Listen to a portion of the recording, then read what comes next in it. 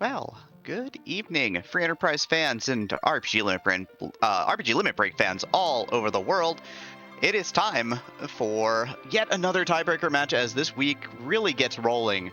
The Elimination Week continues with our third place match for the Defense Sword group. On the mic here, I am Demarine2, and I am joined by the wonderful sage, man of knowledge, Twisted Flax. How are you tonight? I'm doing just fine. Excited to see a three-player race with these flags. We've been lucky enough to see lots of great two-player races. I want to see what kind of excitement we can get from a three-player race in this tiebreaker match. Yeah, I think the interesting thing is that if we had done quote-unquote classic tiebreakers, Bardic Panda actually was the runner who was 2-0 out of these three runners, beat both Nitzy and Zeke, was also the only runner to lose to Gambit, and that's why he's here. On the flip side of the coin, McBain, who went 3-2, was second in the group, ended up losing in the very first week to Zeke, but Zeke could not defeat either of these runners in his first tries at it, so we'll see how that all plays out once we get rolling. That's right. Again, this is for a third-place finish in the Defense Sword group. What that means is that gives you a play-in match against McBain, who finished second in this group, and the winner of that match will go on to the 32-person bracket round. The knockout round will be starting in just a couple weeks. Yep, so three runners are entering tonight. Two of them will be saying goodbye, at least for the tournament. I'm sure that they'll be around the community and hanging out. I know a couple of them sneak around the commentary booth on occasion. So, of course, one runner again, that rematch is going to be a big deal. But we've got to get through this match. And does a three-player race change how you think about this as opposed to a two-player race? I'm honestly not sure. I mean, bottom line is you want to race as clear a race and as fast a race as possible, regardless of the situation. But when you're up against three players against two, you might be tempted to do more off-meta plays. Do maybe a Fey March dive early, try to hit those bosses. Maybe do a cheeky search into Cave Value, see what Cave Bahamut has, especially since it is a objective on tonight's race. Yeah, Top of the Moon on display tonight, Cave Bahamut and the Murasame Altar. So, a lot of people love routing bottom first, but, with the double top objectives, we'll see how that makes things work out as well. A lot of interest here, certainly. Double character objectives as well with Package and Sand Ruby. Baron Castle Basement Throne can be sneaky hard at points in the game. Rat Tail is a double key item. You need the hook and the Rat Tail. Destroying the Super Cannon requires a tower key. So a solid number of key items are going to be required as well, so this one might go long. Right, most of these flags sets, since you have to do all 7 objectives, tend to go towards the full completion route. So having a solid idea of how you want to route the seed as early as possible really helps out. Yeah, and on the flip, if you get hung up a little bit in the early game, are you going to start pressing? Are you going to start, feeling bad? Are you going to start making mistakes? We'll find out, but we're off to the races here. Sid's our opener. Porum's our other opener, so White Mage on deck already, and our item is going to be a Siren. Not much to write home about. I don't think I saw a second Siren in the kit that you get here. No other Sirens. So if you get down the ground early, it might be worthwhile, depending on who else you find. Pop that. Maybe you can get some quick experience on your people. Yeah, there was a coffin in the box as well. So if you see that early Magma Key and you've got like a Palom or another character that benefits from being in those mid-20s, who can say? There's a lot of options that abound. Right. I can tell you right now, neither of these characters are really excited to get up to that level 20 at the moment. Sid is a very good early character, will have a decent amount of power. Porum, not so much. You can find ways around her lack of power. If you have a good heroine robe, that's a possibility. Right now, it looks like we are going to be on Nitzy and Bardic looking at the free item that was available in the castle, while Zeke is going to go up pop to see what the character is there. Yeah, a little off meta. A lot of people have been doing Edward first here just to kind of get the item in hand so that they don't forget it, and then doing open treasury. Sandrock, so first required item already in the books, but Zeke's going to find a thing that I think he wants a lot right now. Oh, you love seeing that edge. It was made a non-gated character in this flag set as a result of the fact that we have the Sea Neki flag on, which really drops his power level down in this early stages. But if you can find a good claw, a good sword, anything that he can use to get an edge on things, no pun intended, he can definitely carry you through an early part of the seed. Number of puns tonight, 1. But yeah, black belt shirt and middle sword here in the open treasury. So there is a little bit of gear for Edge. I think I saw a ninja shirt as well. So so our boy Edge is going to be in great shape here. Your character for the Sandrock is Rydia, who unfortunately is kind of the black mage that doesn't really benefit from hitting that early level 20-ish as well, because Virus is in next month for her. Yes, that is unfortunate. We have our poor, we have our Rydia, kind of the lesser appreciated mages of our characters. Yeah, I mean, at least Porum learns Berserk, which is handy here. But there, oh wow, pops a ninja sword out of the box just south of Edge. He's like, I left something here for myself. I need to go grab it. 9 times out of 10, that box is going to contain garbage, but at one time, man, that's a really nice find. Yep, +5 strength. Sweet Hanzo Steel all the way around. Gonna put it on with that boomerang, so even comes back row glitch. So Edge has got everything you could ever want and more right now. Trivializing probably much of the overworld here. Looks like he's going to go ahead and start off clearing out the key item locations here on the overworld, going with Antlion Cave. We have Bardic taking a look at the treasury here in. We're going to get the hovercraft raids, excuse me. While nitzy looks like he did turn in that Sandra, we also completing that one objective on his side. Yeah, I think Mute Arrows was the most exciting thing down there, so that wasn't exactly great. Maybe some stuff to sell, but gonna launch the hovercraft. It is gonna be required at some point during the seed anyway, so might as well do it en route and loot Dempsey. And this has been kind of a meta play for a lot of players. Just get this looting out of the way, try and get lucky on these lower tiered boxes and try to get higher tier stuff out of them. Not really proving very effective right now. That is the risk you run. One of the more common plays I've seen a lot of runners take is to go to Eblin early and try to dodge those trap chests, because you can get a lot of good items out of Eblin. But given the starting party, we've got a Sid, you've got a Porum, and eventually you get the Edge, and if you check that box, it'll have all the equipment he needs. You don't really need to do a lot of diving to get this party where it needs to be, at least in the early part of the seed.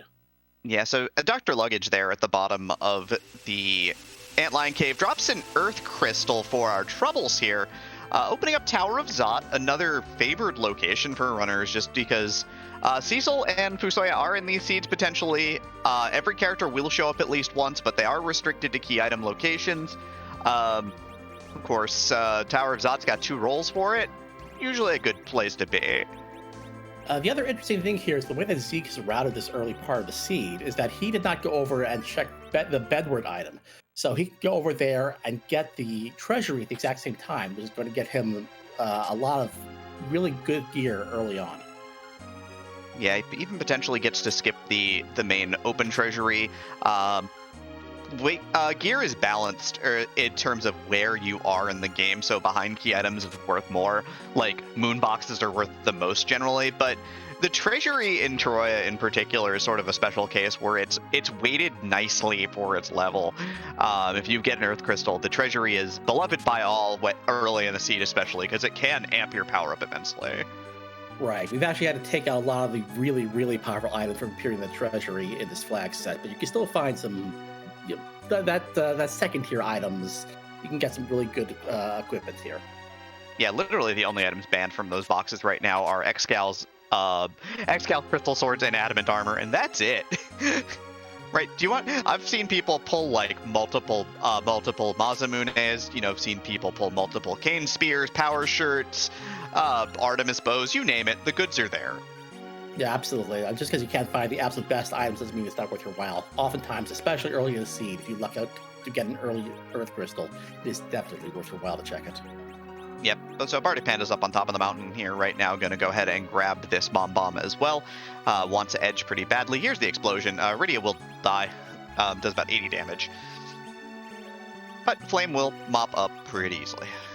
Right, you don't necessarily worry about getting experience on your Rydia. In fact, I wouldn't be surprised if I see one of our runners basically commit to a level 1 Rydia anchor, given the rest of this party, because you have your Edge.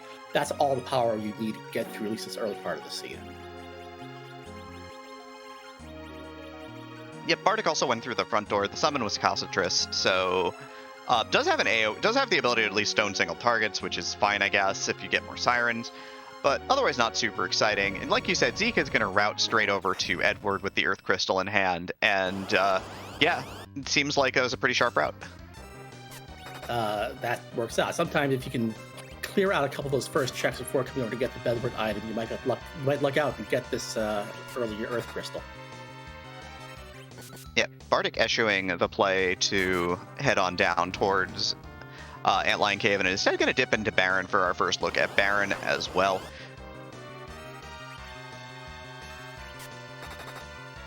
Got an Edward and a Valvalis. Now, that Valvalis in the first spot, it's a very, very low HP spot, but it doesn't look like we're going to be interested in getting that Edward, which, it's a key item location, but the character obviously is not necessarily very exciting. Sorry to your Edward fans.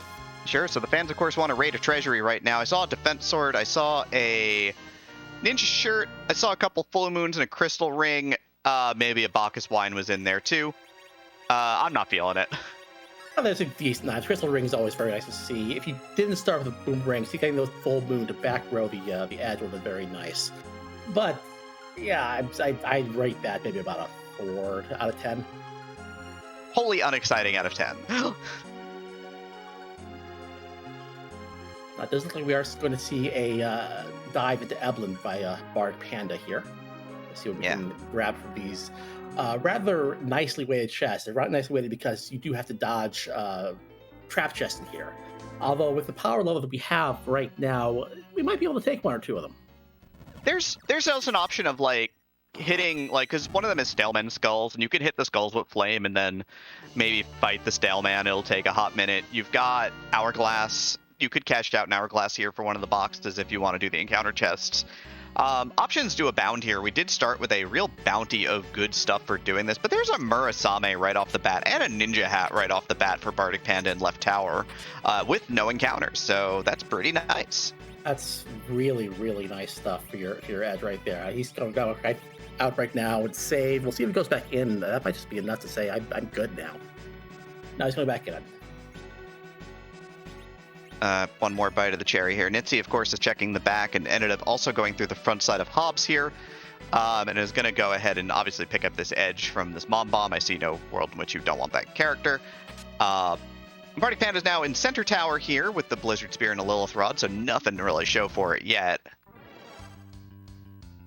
And there's Edge on Nitzy's side, the third person to pick up that Edge. I'm going to get this. I think first time I noticed this is a vanilla Mom Bomb as well. It sure is. And Bardic Panda is going to step out of the Mad Ogre fight here, not terribly interested in cashing out for some experience points here. Right, I don't think we saw anything like a Mute Knife or a Charm Claw that might help out against those mage/giants, so makes sense. Yeah, I think the only thing we have floating is Mute Arrows, and I don't even know if we have a fantastic bow yet.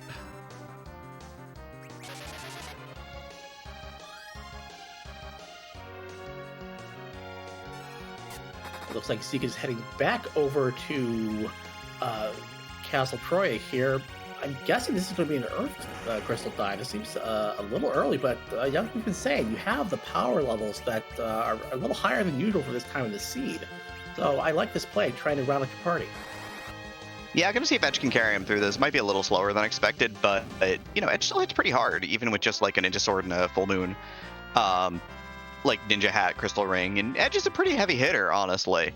Again, starting at level 25, he's got those stats, which is a really big part here. Black Cat Lamia here for Bardic Panda, so going to channel out Flame. Rudy is going to get decked. Porum also not having a very good day, as they both get dropped. There's always the risk if you low roll a attack here against those Black Cat to have to face that Bluster counter. It looks like that's going to happen twice, unfortunately. And that's going to be a paralyze on Sid, which is not the end of the world. The Flame will take care of that, though. That's very nice. Yep, Flame dusts off both of the Black Cats, which is great. Going to take a swing at this Lamia and finish the job here. So going to get our first look at an encounter chest completion here. Speaking of, Zeke, I think, is doing some deep looting here. It's just a silent staff, so blanks out pretty hard. Looks like Zeke is looking for the Flame Dog as well here. And looks like he just found it. Yeah, this is another really easy encounter if you can find it, but sometimes you have to dig pretty deep inside the tower to find it, so we'll see if it's worthwhile. It's Nitzy, on the other hand, does have that Earth Crystal and is going to head up and hit up the treasury, and we'll see kind of how he decides to play this out next. Obviously, he wants to try to get himself a Ninja Sword and some gear here, and we know that the real top tier stuff just isn't in the treasury right now.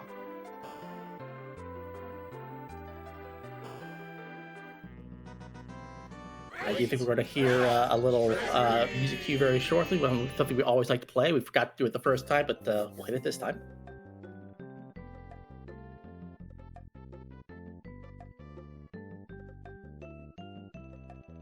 If you have a Paladin Cecil, would that be consecrate this treasury?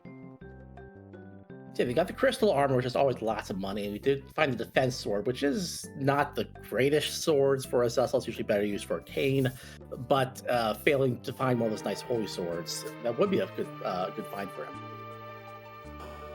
Yeah, there just wasn't a lot there. I mean, with the defense sword, if you go up Zot and you find Kane, you're a pretty happy camper because everyone's got an absolute pile of Kane weapons at this point. And if you get Cecil, you're still pretty happy to go over to Ordeals. It gives you an excuse to go there. And the defense sword is not a thing that you're going to cough at, certainly.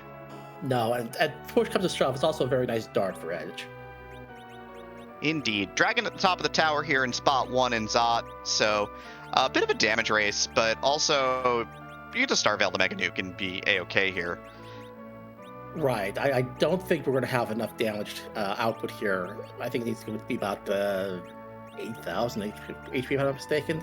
Interestingly enough, it's exactly 9,000 hit points for 9,000 experience points and 9,000 gold pieces. There you go. So yeah, I think we're going to have to throw up at least one veil in order to survive. Yeah, Edge is going to get that out, it looked like. No, parries through to Rydia. Interesting. I guess he does want the experience in Rydia because she's gonna survive. Also is gonna throw on an Edge here, so gonna throw up 2. Wants Rydia to get experience. Is gonna save Edge as well because Edge can push damage. Bardic Panda is done with Evelyn. Probably none too happy about it. Nitzy checking a weapon shop here, finding short swords and Nograx. There's nothing super exciting, but I think he just snagged Nograx for a Sid. Right. I mean, if you want to carry that Sid for a while, you're going to find a good axe, and Nograx certainly qualifies. Yeah, chat's letting us know that the last encounter box in the tower, or in the Evelyn Castle, did have an Excalibur. So there's our big holy sword for a big holy man if he shows up at the top of Zot. But otherwise, Bardic Panda is going to do defensive Fabul, so going to take the free heal. Zeke Starveils, of course, do the deed and blow up Bahamut, so 1430 into the seed is doing an objective that a lot of people like doing at 1430. I mean, it is 2 gated characters, nothing else, so you got pretty good odds of finding that Cecil or finding that Fusia, 2 characters you always want to have for your party. Yeah, character power is also just like, even though gear power is a big deal, you still need the characters to strap the gear to, and obviously Foog just getting all the spells just makes him a good character overall. And Zeke is choosing to teach Odin to that Rydia. I guess that's why Zeke wanted to get that extra experience onto the Rydia so that she could cast that. Good instant kill just in case button here, but oh wow, here's a Sage for all seasons right here. Yes, this is why you want to do that early Earth Crystal play, because if you can find a Fusia this early, I mean, granted, it doesn't have the full spell list yet, but very shortly we'll get there, I'm sure. This certainly pushes you towards Ordeals. You want to get those bosses out of the way because he gets more spells with the number of bosses he's got. Bardic Panda just picks up a freebie power shirt in one of the worst boxes in the game.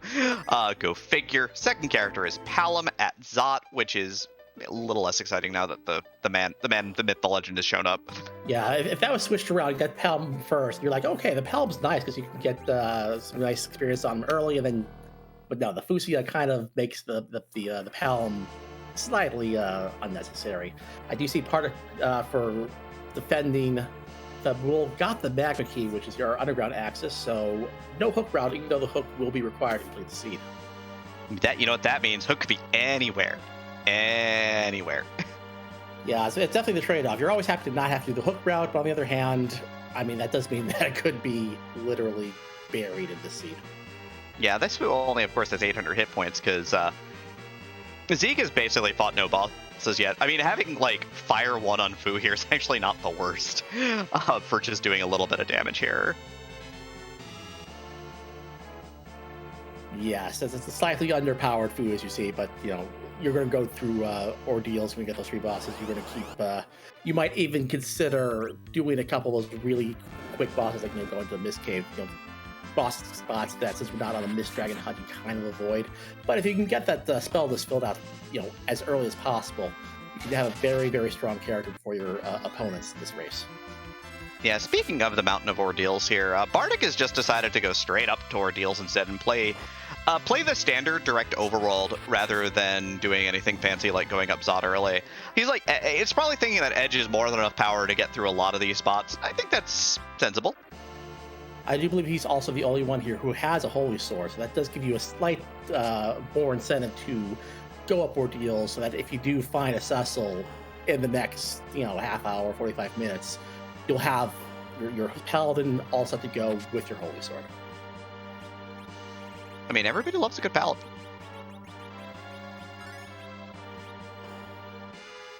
Zeke, unsurprisingly, getting through that Mylon Z, gets through the Earth Crystal check. Gonna get through. Why does Fu get Quake at 900 hit points? What the heck? This never happens to me. I hate this. I hate all of this. This is terrible. Well, yeah, that's a nice little power spike there for Fu. So we're gonna also pick up a Zeus Gauntlet, not a key item, but that's a very nice piece of equipment. Do you like gauntlets? I don't like gauntlets in the back attack spot, I'll say that much. Do you want to get attacked by a bunch of zombies today? Like an absolute pile of them, just like an absolute wall of the undead. Well, luckily we do have Flame, which is going to help clear out a lot of them as long as we have the magic points for it, though. I mean, Edge should have enough to cast it 5 times at this point. The only problem with that, of course, is that Souls and Spirits are, they are fire absorptive for some reason. Just to make things a little more difficult for you in this spot. Yeah, this is... It's not a difficult spot to find Gauntlet. I mean, let's be honest here. You'd rather find it here than find it on, let's say, the Masamune altar. But it's going to be annoying. It's going to take you a few minutes to get through it. As a member of the commentary team tonight and not actually racing, I was really hoping that it was going to be a required gauntlet at the Masamune altar to wrap this one up.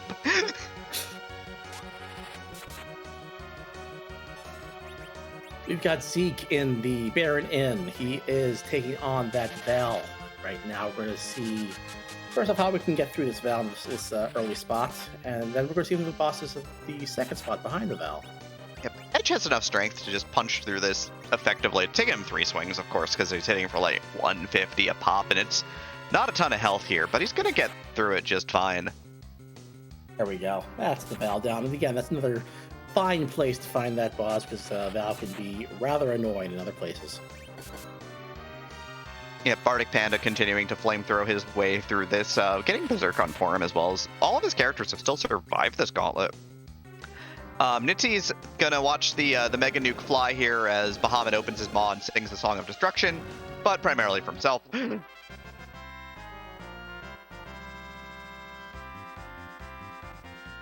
this is going to get through that first check. Going to get the Fusia, very nice find there. And go ahead. I'll say we got Zeke through, and also got the Rat Tail, which is an objective. We just need to find the hook that goes with it.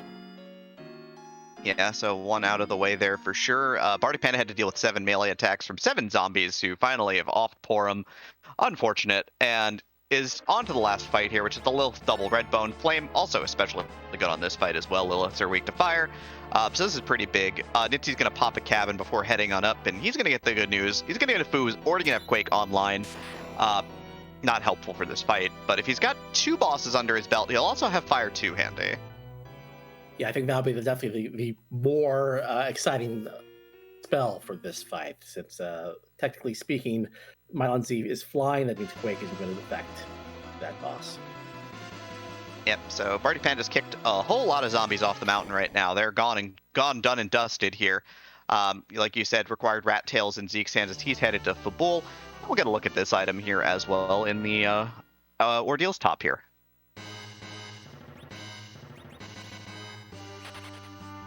It's It's a required tower key. We do have access to that, so that can be done at any time, although we'll probably want to have a little more power under our belt so we can complete the whole tower in one swoop. Required tower key in a spot that you don't want to go on these flags if you don't have to. Most of these runners, if the Fu pushes them this way, they'll be fine. If they decide against it because Fu's got like Quake at 900 hit points because the seat is beautiful in every way, and they stay away from ordeals, it can be troublesome. Question in chat, is this an elimination game? Yes, it is. Only one of these 3 runners will advance into a playoff for the brackets. The other 2, unfortunately, their tournament will end here.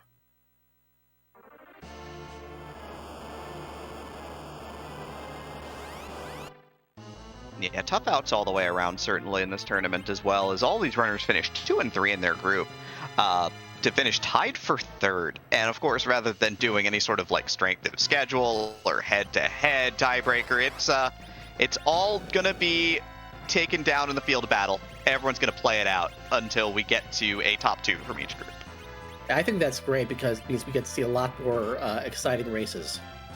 Wait, Fu's got Nuke at 1100? Oh no, How? No, bad. How is this possible? Rando's going to Rando. That's how possible it is. I quit and I'm going home. Yeah, that makes that early Earth Crystal play really, really strong. Now you've got a practically fully online Fu there. I mean, you're going to be able to blow through the rest of the overworld. You'll blow through the underworld. Blow through the moon if you really wanted to. I just point Fu at the moon. He'll microwave it. It's fine.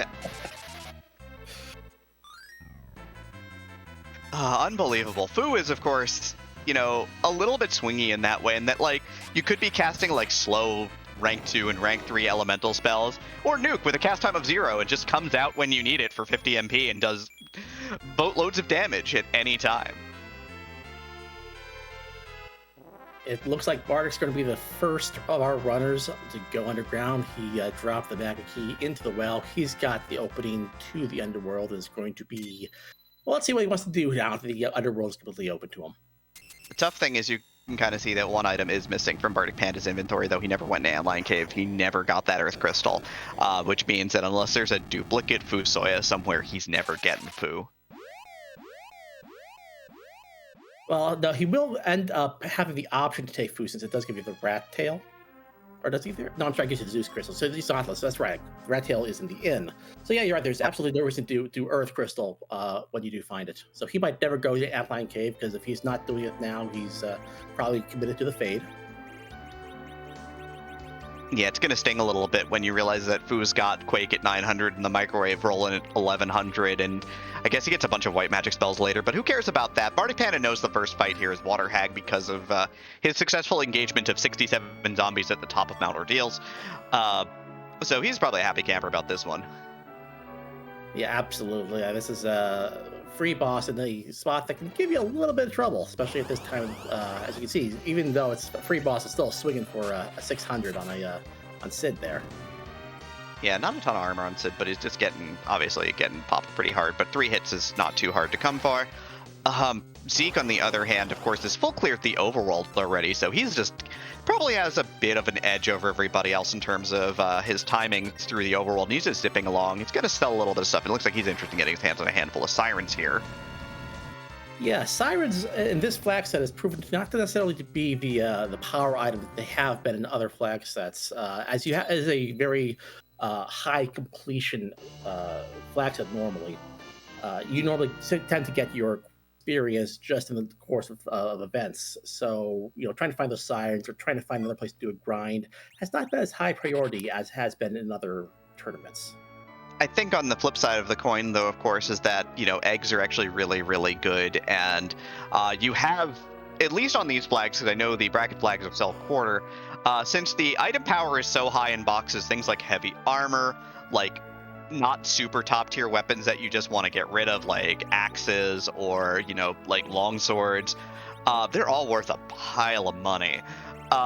So, like, you saw that Zeke dumped his inventory and all of a sudden had like 200k on hand. That is a thing that happens on these flags. It's going to be interesting to see how this changes as we're going to transition to the bracket flags after we finish off our play-ins on our tiebreakers. Things like that, and as well as the fact that we're no longer going to be able to rely on things like a Fusia or a Cecil. I think it's going to make the bracket increases very interesting, but that's a story for another day. When the Paladin is dead, the One-Eyed Dragoon is king.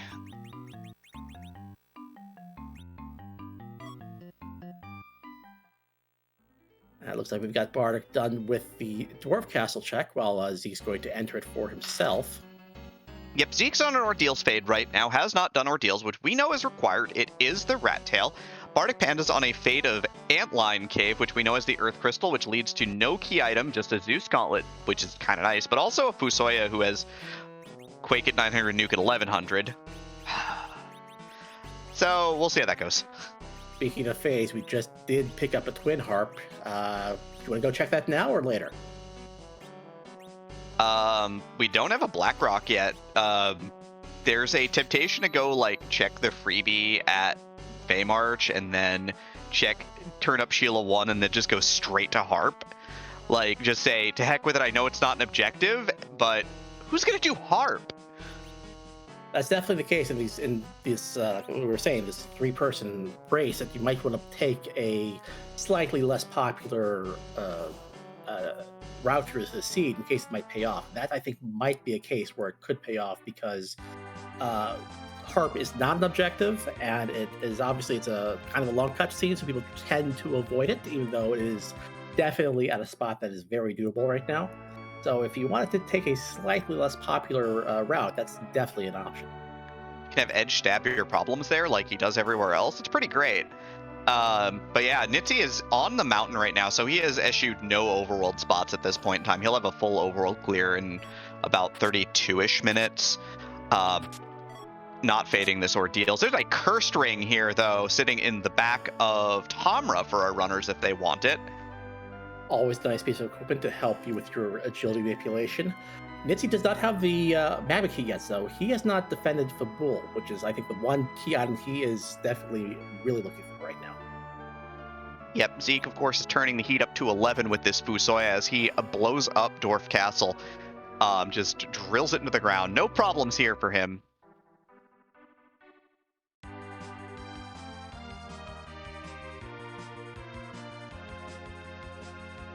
And let's look like Bardic is going to give us a look at what's in Feymarch today, both the free key item as well as hopefully going to give us a check as to what the bosses are down here.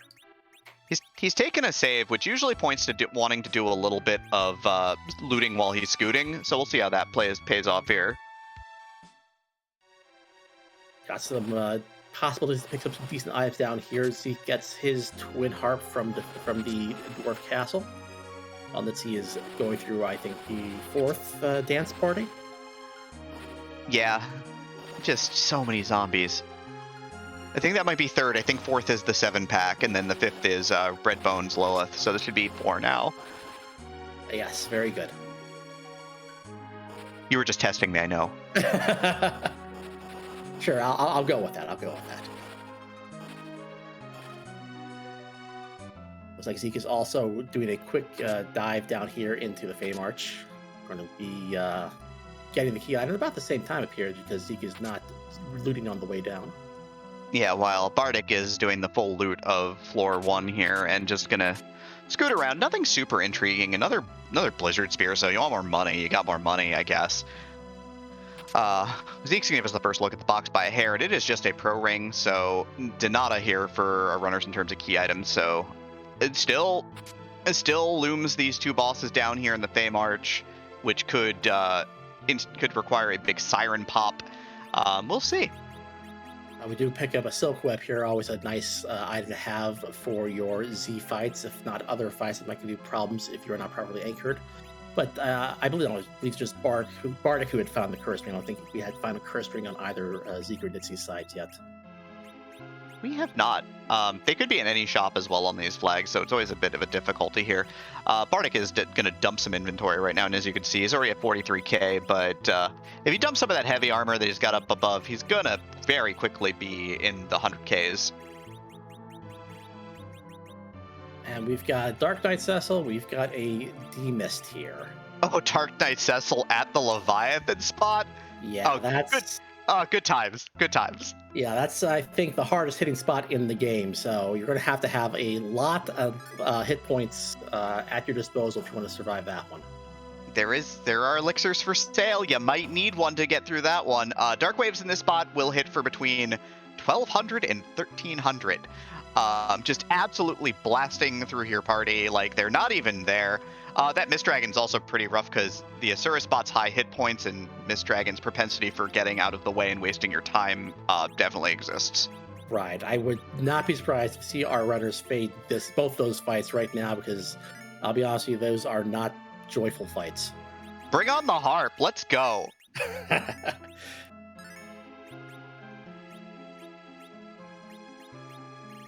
Looks like nitzy is done with Ordeals, gets the tower key, which is a required item.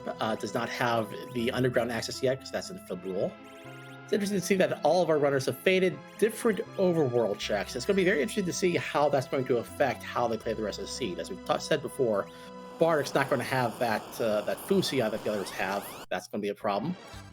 Meanwhile, nitzy's going to end up getting the back key right now, so that's going to be okay. Zeke did not get the tower key because he has faded Ordeals so far. I'll be interested to see how long it takes him to go back there. Bardic went in on Cecil, and Cecil disrespected him and said, leave. You don't even get to learn about justice.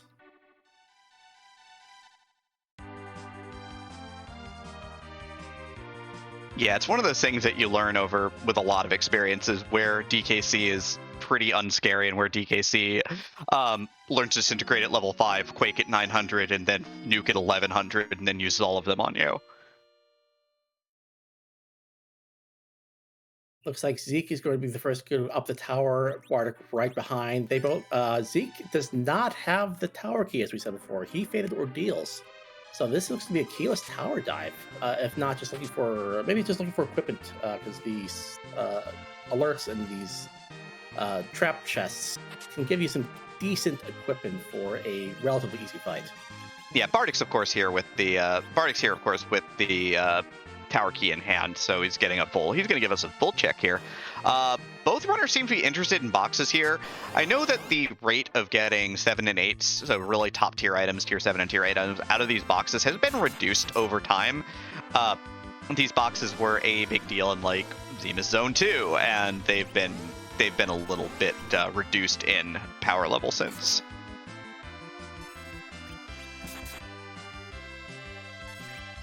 Neither of them can get through the alert in one shot, so we're going to have to fight this Flame Dog.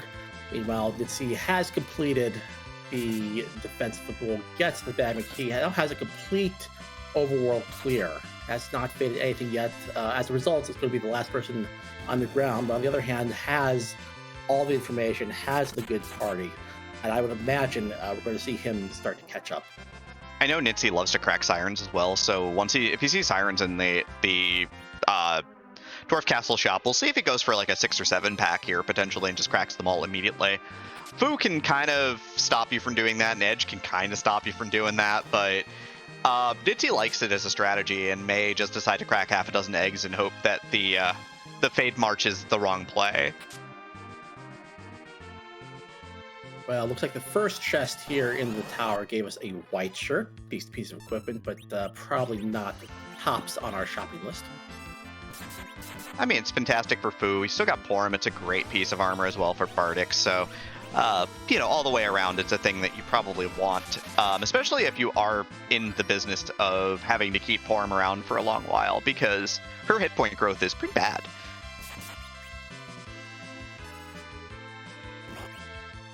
We've got Bardic on the Daga chest. We've got Zeke on the Chimera chest. So we've got a little bit of diversion while we're going up the tower.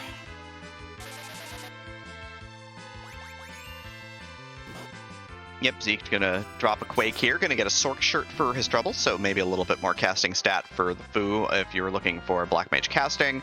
Not as good defense as the white shirt, but it's still an excellent piece of gear. That's better than just finding a Zeus Rage. Yeah, it's legitimate. Glass helmet as well. And Dodo letting us also know there's a ribbon floating around in here for free as well. Quake's not going to hurt the Stone Man annoyingly enough, no matter how much magic power you've got. Weak to ice, but otherwise extremely magic resistant. We've got Nitzy also climbing the tower here. Zeke and Bardic have both done Dwarf. They've both done Fey March. Nitzy here, I think, is just following the rule of just do your objectives and is taking a beeline up the tower, not even just getting all these treasure chests either. He might be the first one up. Yeah, on the flip it is the harp, so there is a key item at Dwarf Castle. So there is that on the other hand, so we'll see how that goes. But Nitzy's not interested in these boxes. He knows the drop rate's bad, I guess. Maybe he's happy with his gear and he's beelining a bit here. He's going to go to the 7th floor save spot, drop a save, and then we're going to get a look at what's at the top of the tower. Surprisingly, the first runner going to make it up there is Nitzy. It might also speak to the fact that you think if you are in a 3-person race, like you're saying, you might say that I just don't want to spend a lot of time digging for treasures. You might make a conscious effort to say, I got decent equipment, I don't have the best equipment, but it's decent. It's probably good enough to get me going. Yeah, eventually you got to make the decision to stop the looting and just start scooting, because these seeds get real fast in a hurry. Man, speaking of bosses that it's kind of nice to have Odin against here, it is going to be Dancing Dolls. Or unless this is Magus. Is it Magus Sisters or Dancing Dolls? Crud balloons. I think that's the Sisters. Yeah, the Sisters. And you definitely want to see the Sisters here because the magic power here is very pitiful. Yeah, the damage output here is pretty abysmal. So we've got Berserk, we've got Edge, we've got I think we've got a Rune Axe on Sid here for Nitzy as well. So Sid is gonna just devastate the Sisters here as well. So this is just party time all the way around. Yeah, there are places where you don't want to see the Sisters, but the top of the tower, almost always you love seeing it. Okay, I'm sorry. The Rune Axe is on Bardic Panda's Sid here, so my apologies. Yeah, we're going to Zerk up that Edge. And we're just going to town. And Bardic's got a second Excalibur. I mean, 2 darts, I guess. Yeah, it's 2 swords, no paladins so far, and the way things are going, I don't know if we're gonna... You might cash them out against like Mistdragon. Right. Yeah, that's got to be a tough feeling, like sitting on 2 Excaliburs, going, "What if Cecil's on the moon?" Looks like Zeke's made it to the top of the tower as well. Going to start the Sisters fight, and Bardic's going to be right behind the 2 of them. And how about a swag Medio? We love the swag. Yeah, you're casting wall. I've got Medio. I don't really care about your wall. I don't care about anything. Just a crystal ring, though, so no joy here at the top of the tower. Crystal ring is a nice piece of gear, but I think we found one earlier in the treasure, if I'm not mistaken. Yeah, I mean, you know, a lot of swagger, but not a lot of anything. Zeke's going to get a whole lot of nothing from this, by the way, and not going to get the tower check here. But he's dropping Quakes because he is going to go with that strat here instead. Once Bardic sees this boss, he's likely to Zerk up his Sid, even his Curse Ring now for anchoring purposes. But we'll see. We've got a Sparkle here in the cannon room. It is a Wyvern. Fu straight up survives this in this spot, so it's fine. Yeah, this spot is weak. It has low hit points. Just dodges it completely. No problems. Yeah, Fu's just like, nah, I'm not here for this. I'm just gonna hang on. Let me show you how it's done, friend.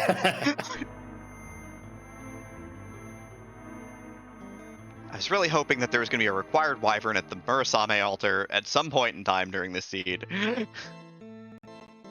Unfortunately, no. That's a really nasty boss off the list. Zeke resets out of the Sisters here. So he left a save on floor 4, so he's going to walk out his loot, and he's just not going to take the Crystal Ring or the experience points. He's just donezo with this. So whole lot of nothing and not a lot of happiness here for Zeke, but Nitzy's going to get the tower key check. in the books. Super Cannon down. Key item check to follow potentially. Yes, good use of saving on Zeke's side, just to remember that he got to save down, so we can save him a few extra seconds just by resetting out, because there's no reason to walk either the experience or the crystal ring out at this point. And Zeke also did do the Sheila 1 activation, so we're going to see the first item that Sheila has for us. Nitzy opened a box on the way, and of course it is an encounter chest, and the alerts are not really feeling it today in terms of getting hit by viruses. They resist that pretty badly. So he's going to have to res up Edge and try to keep him alive for a little bit here. Sheila 1 check for Zeke, and he is going to get his hands on... Giada? Yes, technically that is correct. It's a key item. Not very, very worthwhile. We have seen the Edward, so if we really wanted to, we can go back to the city and pick it up. More stuff to cash out on... more stuff that we could use to cash out on Mist Dragon to get through that fight. Yeah, but definitely more likely to see it thrown by Edge than equipped by Edward. Yeah, Bardic's about to get through this fight pretty easily here. Yeah, Sid, even with the cursed ring in the middle slot there, doing 2,800 damage a swing with that rune axe. So good times were had by all.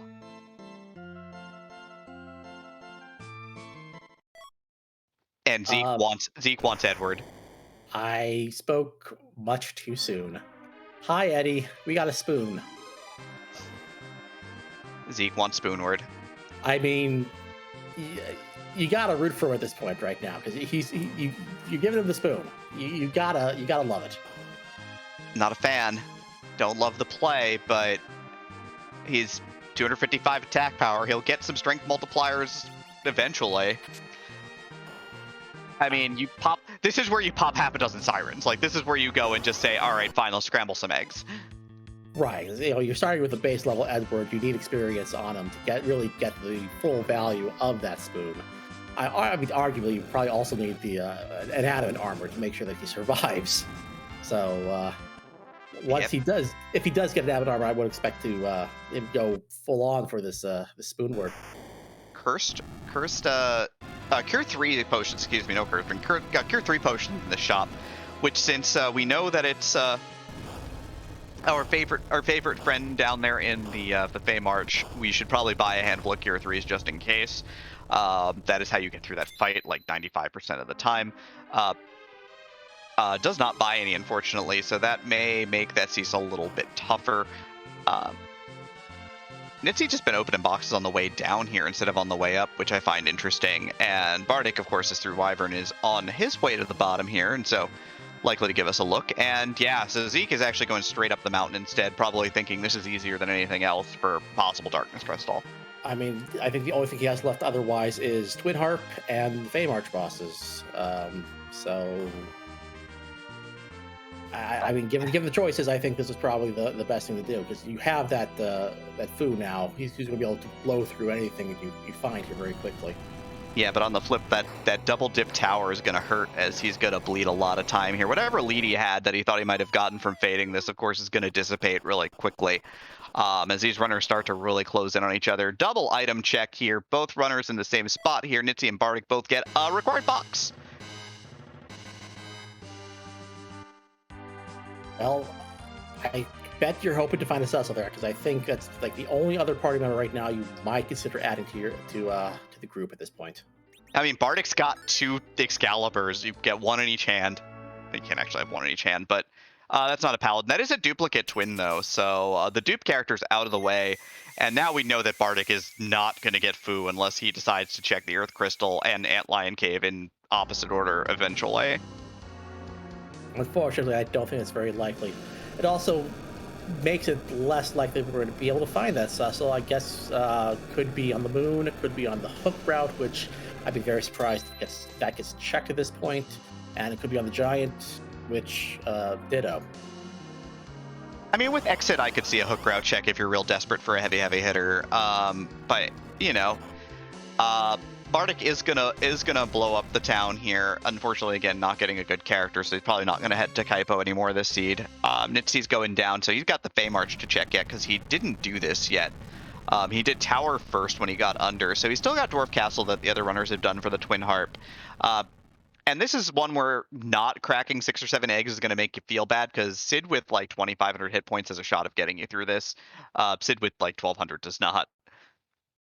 No, that's absolutely right. You're going to find out that you need a little more hit points, raw defense in that respect, or some items that would help you get through. The elixirs or the cure 3s. So yeah, 3 objectives down for Bardic Panda now. Nitzy has the item to also pull down the 3rd objective, but he had to come to the Fey March first. Bardic's Overworld Fade continues, but he's now here going to go ahead and fight for Edward here against Volvalis in the first spot.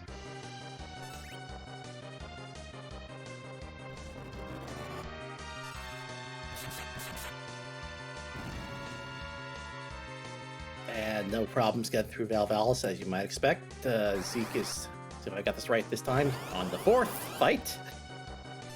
Nailed it. Got it in 1. Yes.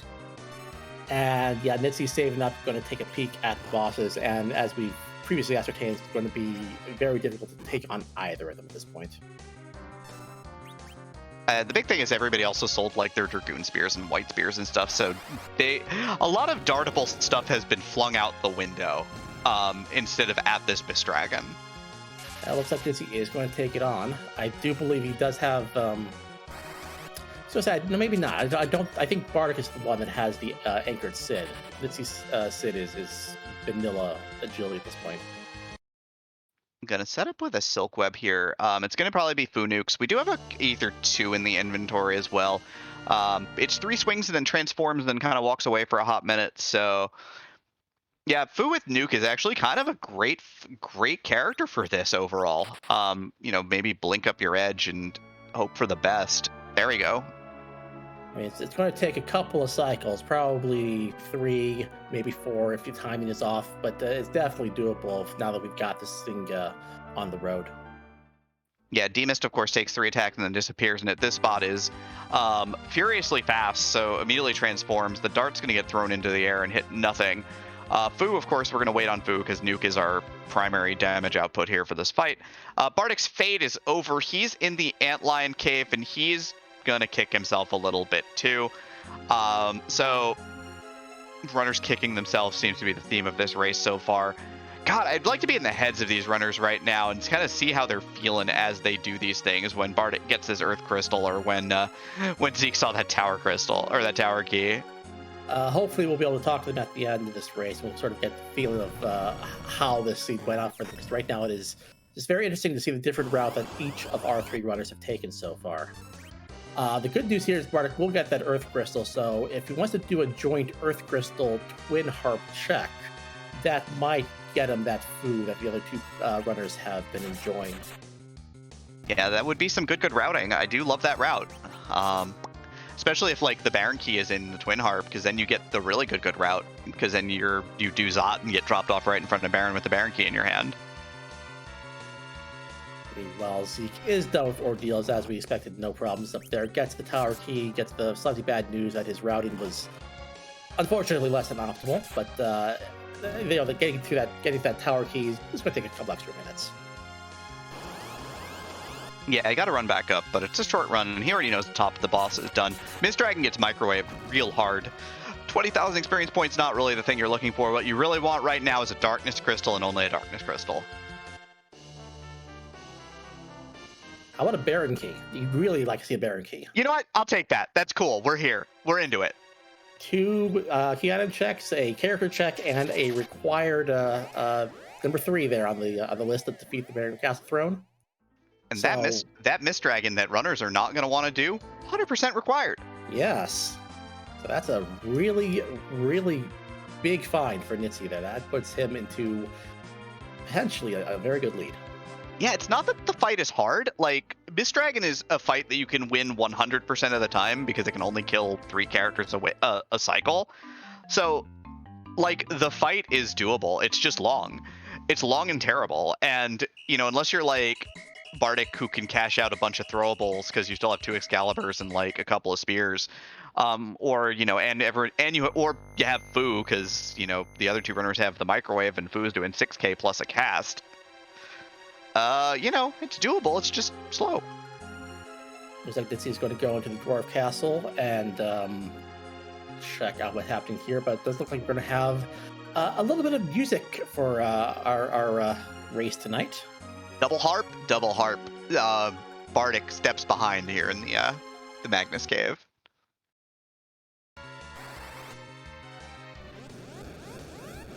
Looks like Zeke is going to do a self-nuke to get through the Dark Elf, but as we said, now we're going to be quiet for a few minutes and see what wonderful music DJ Spooty B has for us tonight.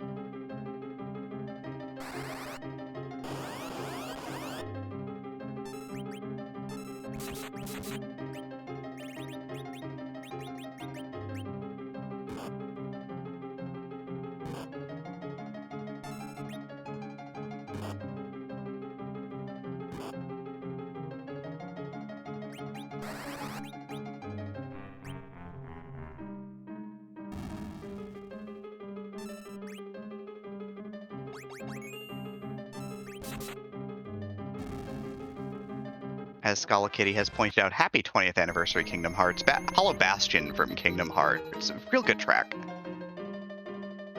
Really well done rendition of it as well.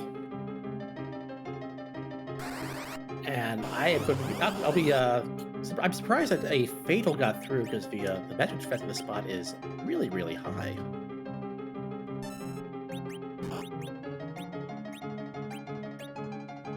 Unfortunately, all we got as a reward are some Artemis arrows, so good music, not a good reward.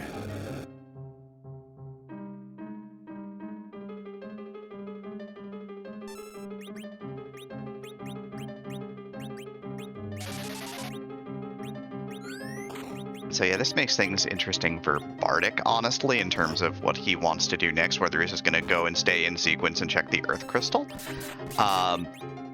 Nitzy, of course, is going to have fewer options than everybody else, but he does have that Baron key in hand, and, doing objectives is always good. It is also character check. Cecil could be waiting for us, waiting on the Baron throne like he's supposed to be. Right. In the meantime, Nitzy does complete Dwarf Castle. We'll end up getting the Twin Harp for his troubles.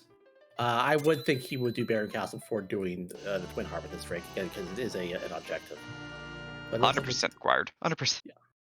Looks like Zeke is going to complete the Tower of Babel the second time of asking.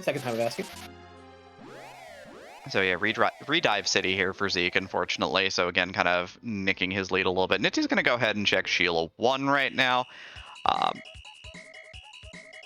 Gonna get himself a spoon for his troubles here. And Bardic Panda's running down. We'll see if he dips into Troya Castle or not. I think if you're going to do Twin Harp with the Earth Crystal still in your pocket, I think you got to commit to the entire clear of this side of the overworld. He paused for a second. He's now in his inventory a little bit. I'm not sure what he's up to here. It looks like he's dumping inventory right now. Maybe not interested in money anymore either. Just clearing some room, but he is in Troya Castle. He did cross the threshold. I mean, thinking like he might want to check the treasury since trying to make room for it. Yeah, that's the way he's going. Yeah, didn't even check the treasury yet, which, interestingly enough, would have been actually a very powerful and good fade this seed. Zeke is through Wither, no problem, as expected, and going to go get his required package. Nitzy's going to go play some beautiful music for us again because, he does not know that there's literally nothing here for his troubles. And here we go.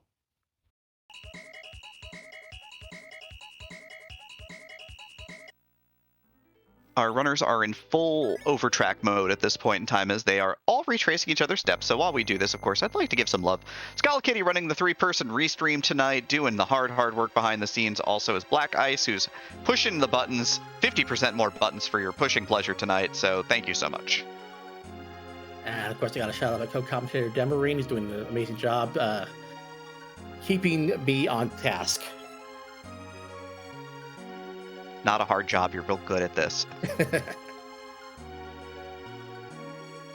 Zeke comes down from the tower, gets that package. That's another objective out of the way for him, and another one ready to go. As I said, Bardic is going to do this Earth Crystal. Going to get that Fusia. We'll see what he wants to do with his party at this point. And meanwhile, Nitzy's going to give us a reprise of some really awesome music. Zeke is popping some eggs here. I think we mentioned this before, that with Edward in your party, you're going to want to scramble a pile of eggs. This also is going to possibly put Sid in position to have enough health to survive 2 shots from Dark Knight Cecil down there. So he'll probably need a little bit of item coverage to get to 3. It's definitely doable once you have that amount of HP. You have kind of a buffer in order to make sure that you can get your those items off. It's definitely in the range of being doable at that point. And given the lack of other spots we have to go for, I do wonder if that Dark Knight Cecil is going to wind up being required. Yeah, if he had that cursed ring, you could curse Sid at 2,500 hit points or so. Put Fu in the first spot, channel out a Cure 4 from Fu onto Sid after the first wave, parry through to Sid, and then have Sid throw a Cure 2 at himself. That would probably be enough to do it. I mean, you might still be at risk of rolling high, but it's probably a better chance of not getting through at that point. But first, you got to get 2,500 or so hit points on Sid, so here we are. Bardic, with all these extra levels, of course, blasts through this Bahamut. No problem, easy peasy, and he's going to be moving on to the second half of Zot real quick. Double guards here for Nitzy, of course. I hope you're all enjoying the music.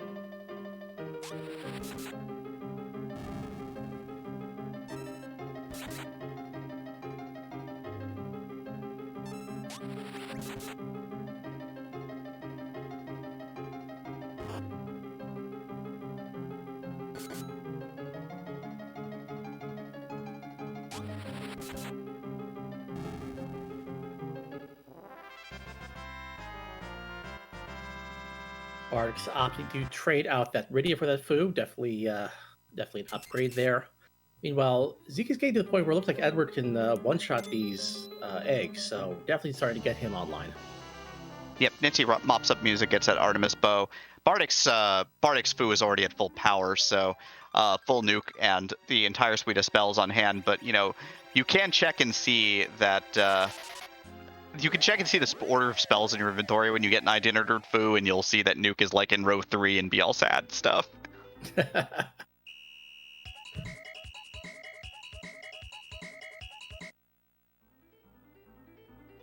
We're into, looks like the upper 30s now on Zeke's side, but we interested to see how many more eggs he wants to scramble before he's ready to go on. The problem with Edward is obviously, he's got a pretty poor hit point pool, so he's going to need a few more levels if you want to get him up to the point where he can take hits from any endgame boss, much less Romus. You're expecting Edward to get to 1,000 health. Realistically, 1,100 is really nice because you're going to have to do some moon bosses. But we'll see. Nitzy popping the package here, so he's going to light objective 4 in a moment. Bardic, of course, gets the Foo and the Zeus Gauntlet, and that's really about all for that at this point in time. Zeke's still scrambling some eggs here. He's got his Sid up to nearly 3,000 health already, though. Sid's health growth is absurd, and he is taking advantage of it now. There's only some way to trade that hit points. Have Sid give some to Eddie. Very equitable there. Very helpful.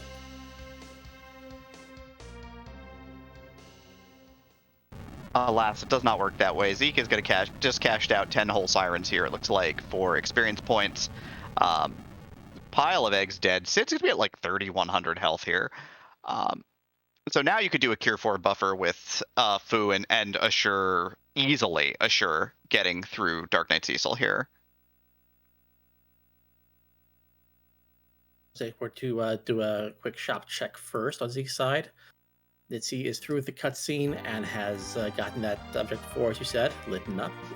Yep. Excuse me. Unsurprisingly, first one through, heading straight on south to Baron. He's the only one with the Baron key just yet. Bardic's here, I believe, is sort of running out of options at this point in time, so it's time for Feymark bosses for everybody, it looks like. Nitzy will be in an interesting spot, because if the Baron key was the only reward down here that mattered, and Dark Knight Cecil has nothing, he's going to be in pretty good shape, all things considered. He might not have as much raw power as Zeke, and, Bardic's going to be hot on his heels, but Nitzy has a bit of an edge if this is Hook and Darkness Crystal. Obviously, Nitzy's in go mode. Right. Those are the only two key items we still need to find. So we're definitely hoping to find, at least the runners, I'm sure, are hoping to find the Hook before they find the Darkness Crystal. So wouldn't want to find the other way around, because that means that the Darkness Crystal probably leads to the Hook. It's probably hidden somewhere on the moon, and that could take a bit more time. Yeah, and of course, Zeke, who already has levels now, is likely the favorite for it's a Deep Moon Dive, because he's ahead on experience compared to everybody else. Bardic tried that Dark Knight Cecil and got the bad news that it's really a bad spot. Yeah, you've got to have some sort of plan in place to get that done, but it is very likely, though, that also means that once he kills this Mist Dragon, he'll be skipping town as fast as his legs will carry him. Meanwhile, Nitzy's going to take on the Asura fight that we saw at the very beginning, and that's all. What Asura? Yeah, exactly. Blink and you've missed it. I blinked. I must have missed it. Oh, Zeke rolling up to Mist Dragon also instead of DKC. I do like the routing on Nitzy's side. The Baron Castle basement is the objective here, so let's take care of that first, then come back and clear out the rest of Baron, so you don't have to go out and in and out again. This is technically slightly faster as well, but only just, and not if it's Golbez. Acquired Golbez on the throne here. That's certainly worth of some laughter. Is that it?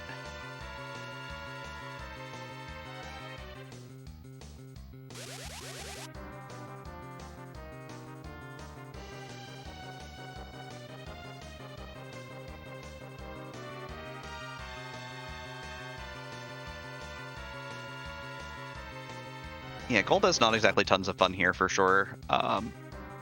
You can see Zeke is sort of leveraging these levels and this Edward both to really just break down this D-Mist. Well, Edward not so much, because Edward continues dying, but Sid and Edge are hitting really hard with a whole pile of levels being close to level 40. Right. You can see that Zeke started that battle probably a good 30 seconds before Bardic, and has gone through very quickly, gets the Baron key. And I hope he's going to take on DKC, because I'm really curious to see what's behind there. He's even got one elixir. He is perfectly set up to do this fight. He's got everything that he needs to do it. He's got a big chunk of hit points on Sid. Like, you could do this with, you could probably do this with a pair of Cure 2 potions at this point. And unfortunately, Nitzy did not get through the Golbez fight, and even more unfortunately, did not save before doing the Mist package. So he's going to have to go through that cutscene again. That's a really nasty surprise down there. Yeah, that's going to be a big hit to his confidence as well as his feeling and where he is in the seed, because he's going to be behind. That's kind of the nature of the thing here. Gotta get an item off on this Sid here, though, and it's just... And Dark Knight Cecil's like, I go real fast. Like, real fast. Right.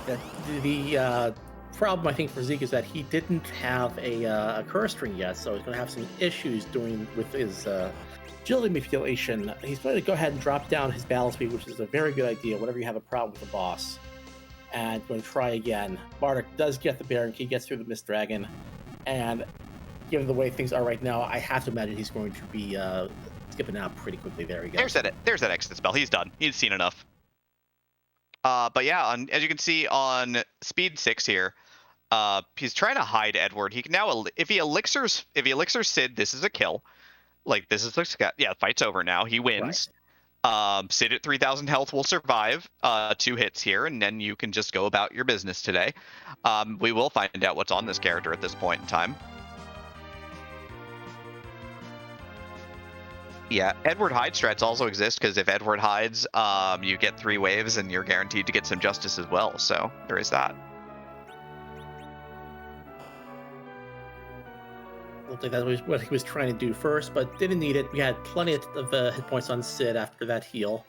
And let's see if it is value here, because this is would also be a very big swing for Zeke.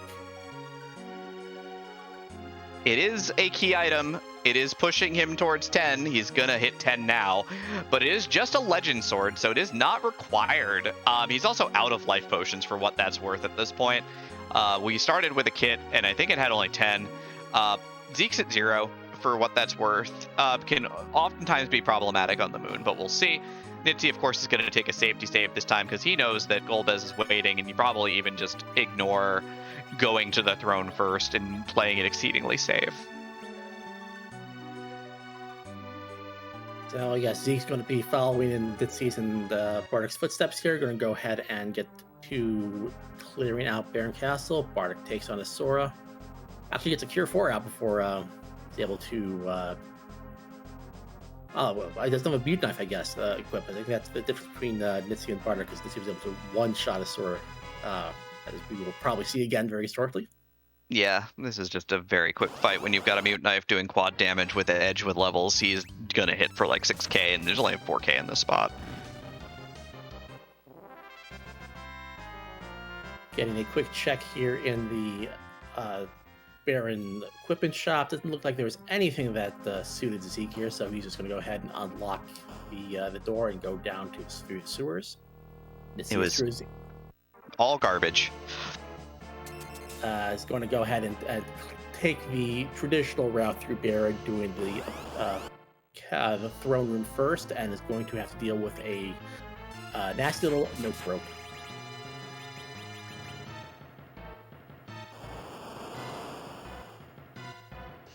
Yeah, nice thing about the note rope, though, is that it microwaves real good. There's very little that doesn't. Bardic didn't patch up before this fight, and so now has a Fu at 131 hit points here. So gonna have to cast Cure 3 with Porum to avoid scary time, death time here, so he's probably gonna be alright.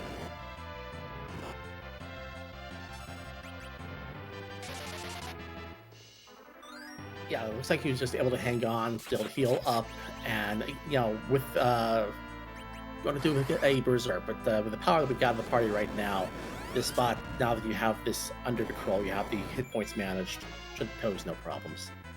But yeah, Ogopogo shaking it down on Bardic and Nitzy's screen at the same time. The realization at this point in time, with all that these runners have done, this one might come down to the moon. Straight up, it's gonna maybe come down to a noon coin flip dive. We've got a Rosa, the other member of the power couple. I think we'd be very happy to see a Cecil. Rosa, probably not necessary. If you want to upgrade to the Porum, like Bardic is doing, that's a decent shout. You have to get the experience on her, but she will learn quickly once you get your 10th key item. Nitzy opted to stick with the party as is, happy with the Fusia as the primary healer. Yeah, using a single caster layout, which we've seen a lot of in this tournament, using Sid as an anchor. And then you can trade Sid out for a better anchor if you need to before you head on up to the moon, or if the moon altar's got an anchor for you, you just do it that way. But yeah, Zeke is just taking advantage of these levels in that spoon real well, because he just is going to cut down Ogopogo in 2 clean swings. And there's your Darkness Crystal in the trash can of Baron. So that probably means that we're going to have to find that hook, and it's probably going to be on the moon. It can't be anywhere else at this point. It's all come down to this, hasn't it? Well, the first thing I'm probably going to want to do is go ahead and try to take care of that Golbez that gave nitzy that problem in the first shout. He's also dropping down his speed to, looks like it was speed 5. I'm going to try to slow things down a bit. And so, yeah, once all our runners are through here, there's almost no doubt that they're all heading up to the moon. Bardic and Nitzy still need levels compared to Zeke. I mean, they're both in like the lower mid 30s here, and Bardic is not even doing is not even interested in doing this boss here. Again, this could be the darkness and hook scenario, right? Where Golbez has the hook and the moon is blank. And Bardic is just gambling on saying, you know what? If I get the hook up here, I'll come back. I'll go get my levels. I'll see if the moon's got it. I'm going to put my faith. He's the first one going up. That is a very, very bold play. I mean, you do have to run the risk that Golbez does have the hook, and all of a sudden, you'd be in go mode. I mean, it's a 3-player race. You gotta do something to try, and you gotta do the thing that no one else is gonna do, right?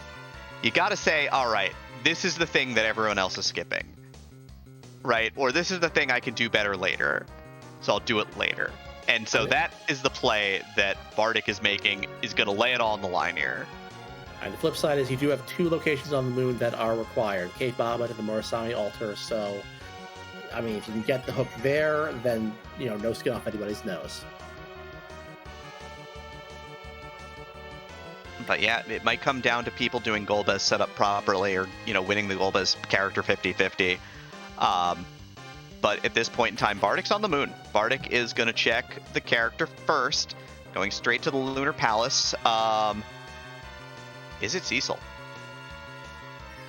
And if it is Cecil, do you take him at this point, knowing that you've got to do something to get the experience up? I mean, you are on the moon now. Maybe you can do some quick Gold Dragon fights to get some experience. It's just Tella, though. It's just Tella. And so, looking at all of the possible character spots that Bardic has seen at this point in time, yeah, Cecil's big chillin'. He's either at the hook, which we're not going to get at this point, or he's big chillin' on the giant, taking a vacation. Doesn't want these runners to have an easy time of it. Preparation for the bracket flags where Cecil will be much farther away. This isn't even a moon gamble. He was hoping for a pally and didn't get it. Wallcast's coming out here from Nitzy as he's got the fight rolling right now.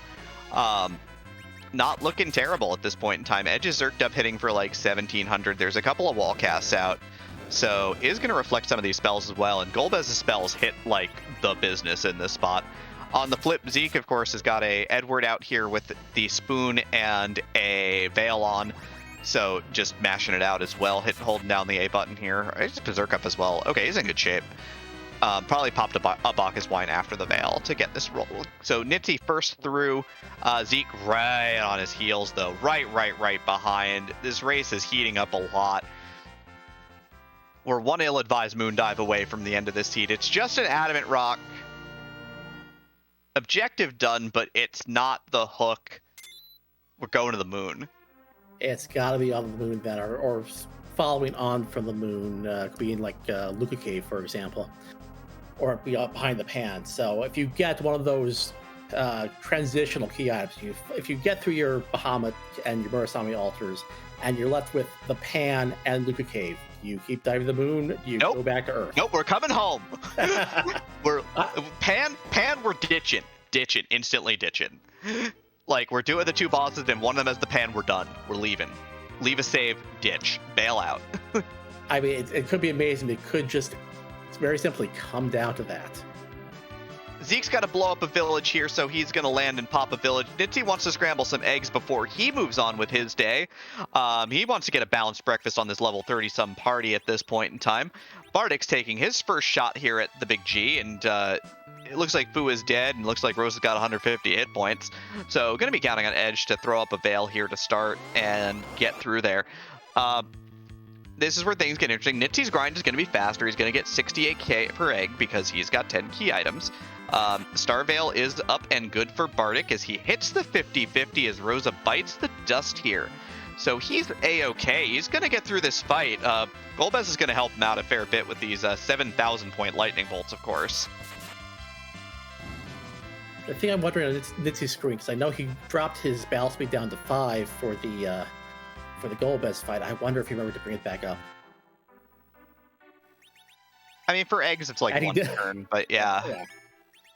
I would say that fight looked rather slow on his side, so I'm happy that he noticed, and I'm happy that he remembered, because I always tell people who are having problems with fights, drop your battle speed, because that'll give you extra turns. You don't realize just how much time you're losing in this active time battle if you have it on speed 1, but you always have to remember to bring it back after the fight.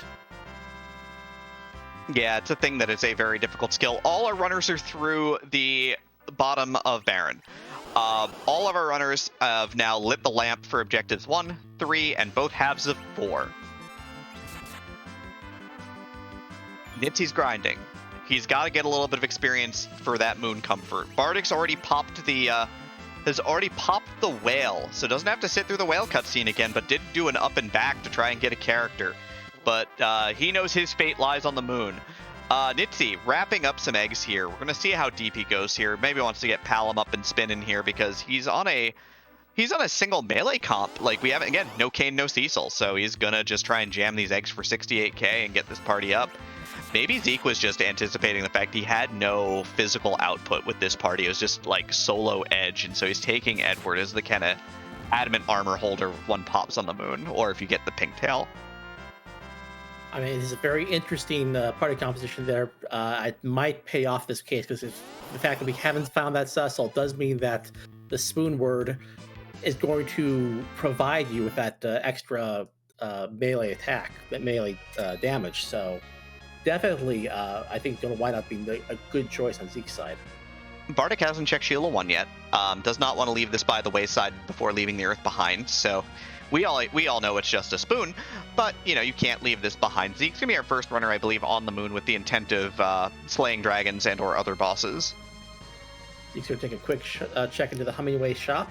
I think the only item I think we have left to see that we'd love to see so far would be Bacchus wines, but just life potions there would be the only interesting thing there.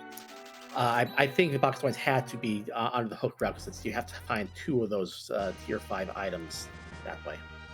Yeah, I mean, Bacchus wines could not exist as well, because it could be Leviathan and something else. I don't think we've seen Hourglasses either. So there's a possibility that we just blank out on Bacchus wines this seed, which I guess is fine. But yeah, Nitzy scrambling more eggs. Zeke, of course, got nothing from the Hummingway shop and is now heading on over and around. Spoon for Bardic coming up in just a moment, and we'll see if he's going to go straight up to the moon or grind a little bit, scramble some eggs and try and get some experience before continuing on the moon. So we'll see how that plays out. Zeke's going to give us the first look at any of these moon bosses. We're going to go into Cave Bahamut, see who's chilling out here. Oh, and Dodo's correcting me. Yeah, he did actually get to buy life potions, which we had mentioned earlier that he was at 0. He had none, and that could be problematic on the moon. So that problem is solved.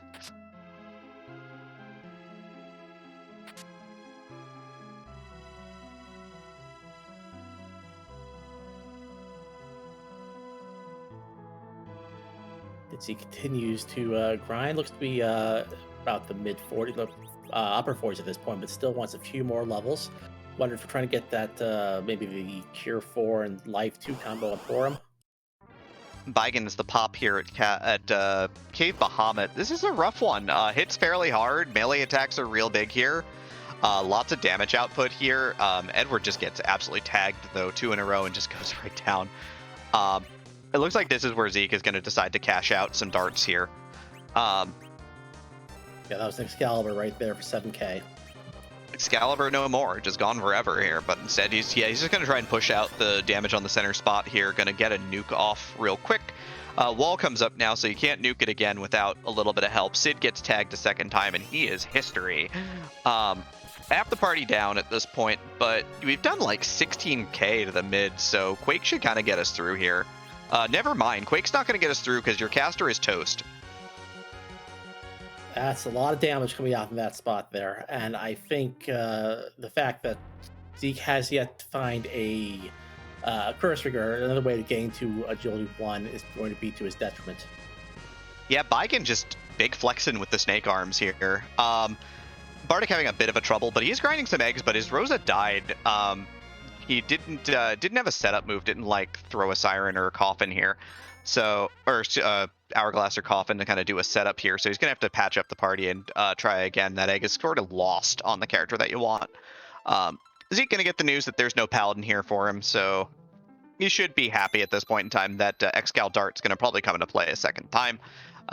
Nitzy's down here. He did a bunch of grinding so that he could do Dark Knight Cecil. It looks like we know that that's just the legend sword, but you know he doesn't want to leave it behind before he leaves the earth. That's a smart play there. You always want to try to clear out any of those loose ends. You might be able to get away with leaving one of the bosses down the Fey March, but if you want to come down here, clear it out, because otherwise you might be digging on the moon when you don't need to, and that could be terrible. Zeke skips out on the Tela Anchor potentially, and he's going right in. I think this is going to be a Murasame Altar Drop. I think because that's the required spot. Right. It's almost begging you to go top down the way that the required objectives are laid out. And yeah, he's going to be heading towards Murasame first. Yep, Bardic on the egg scramble here with the 10 key items, 68k a pop here, trying to get his Rosa up to speed in a hurry. 3600 means that there is a possibility that Sid just survives this outright. Actually, Sid does survive this outright. Can't roll 1363. 162 left. Plenty more than enough. Never in doubt. And it's a free boss here on the Murasame Altar. It's the Dark Imps. It's only free if you remember that you have one hourglass in your kit. Or if you cast stone and it sticks. Yes, free with an asterisk there, since they still hit you like a truck. Yeah, the imps have decided that they want to leave Fusoya alone to do his busy magic casting, and they all turn to bricks. So he gets a little bit of good RNG to go with his bad RNG from Baiken. So required spot in the dumpster. It's a white shirt, but it is a required white shirt. So there we go. So I'm going to guess we're going to warp out here, and the question now becomes, do you want to take a second shot at Baiken, get that required cave Bahamut out of the way, and then dive the moon? Or do you want to dive the moon now and see if you can pick up the key item you're missing? Let's see. He's casting warp again here, which is going to put him back in this room. He's going to be on floor 1 now. Obviously, I think if you wanted out, you'd just cast exit. So yeah, this is going to be a dive deeper for experience points. Nitzy is going to be popping the whale now at 124. Third runner pop the whale, but the second runner to decide that the moon is a place worth going and a bunch of bosses worth fighting. Bardic couldn't leave this Dark Knight Cecil behind on the Earth, no matter how hard he tried, so he is down here in the Fey Mark right now. Back for more.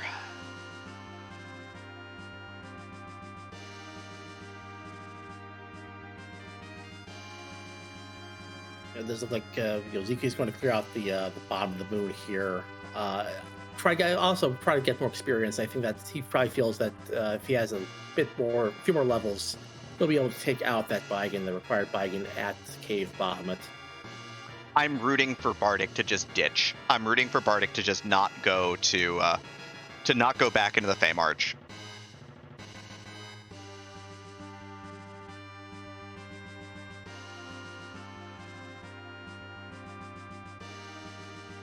And it's Nitzy climbing to the moon right now, and it's Zeke still walking down the lunar subterranean. Oh no, Bardic didn't save. Bardic didn't save after Golbez in the egg grind. That's unfortunate. Oh no, nobody wanted to see that happen. He's here. He's redoing Baron Castle. This hurts. This hurts a lot.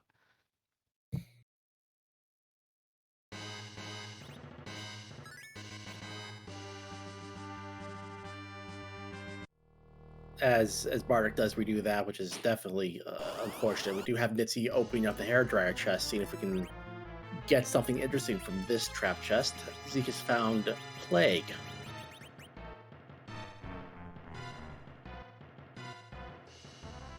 I think the only thing nitzy could crack here that would really break this seed open right now and give him a good shot at making up ground would be an adamant armor here. Adamant armor and hook on Baigen would be nitzy's win con here. I saw the A and I was really excited, but no, it's just Artemis arrows. Yeah, I was hyped for a moment. It was A. It was 7 letters. We were in business.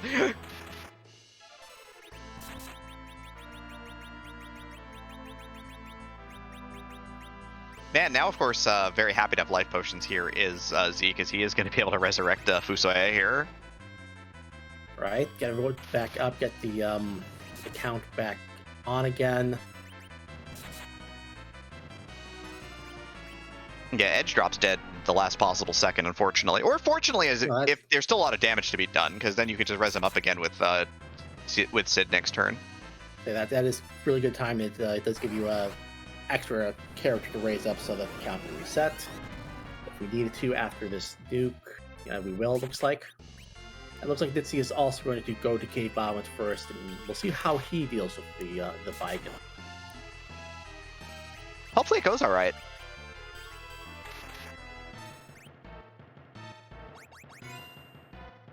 I mean, if he finds the hook here, if he's able to get through the fight here and finds the hook, that's he definitely be in the driver's seat at this point. Yeah, he then ends up with the decision of how many eggs do I want to scramble to get through this seed at this point, because he'd go back up by sirens and finish out to a level that he would be happy with for finishing off the seed. Zeke is through Plague here. Down goes Plague at the Crystal Sword Altar.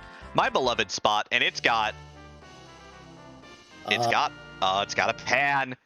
It's got a pan. The save right here, Warp out, see what it gives you. Oh yeah, I've already cast exit. I walked over the save spot. Yeah, I've already saved to cast exit. I'm done. I'm out. I'm leaving. Now looks like he's going to go a little further here. Looks like he's going to go down to at the very least save down here. If not, try to take on maybe the Rivet Room, get a couple more key item checks. Yeah, he looks like he's gonna be committed to the bit here and do the full dip. Bardic does get back through the fight at Barrack Castle, thankfully, and he is just gonna skip Cecil now. So he's totally done with that. Yep, Zeke's popping a cabin. We'll see what his decision is. Baigen is flexing on Porum here as just 2 swings and just erases her from existence. Rocks are going to fall here, so we're going to get some swag rocks again from nitzy. Not quite enough damage to kill the core, but the arms are down for now. So he's at least got that going for him, and he still has 3 characters in play, and he's going to actually resurrect Porum here as well. So we'll see how this works out. And yeah, Baigen's going real fast. I would say that 10k down on the body is a great start here. And I think the forum's up just to provide another place for Baigen to target. Might be able to get through here at this point. I think he's got this battle pretty well controlled, hopefully. Now, Fu is in the process of channeling Psych on Porum, which is going to miss. Which means that Baigen's going to get another full round of turns off. Which is scary bad times. Bardic has decided to switch his grind to King Ryu's here, and he does remember he's got the Hourglass on hand, which means unfortunately he probably won't have it for Imps, but he'll have Stone Magic, so that should be fine. Yeah, this is a very good recovery on Bardic's side, trying to recover some of that grind, while at the same time be at the right place to do Bahamut and the Versami Altar, which are required. Yeah, Porum has a wall up now, so this big healing magic is not going to hit her, unfortunately, and going to heal Baigen for 3k. We got one more Quake in tow here for nitzy, so he's going to let it rock. But again, that damage that was otherwise going to be done to Baigen from the last Quake has been negated.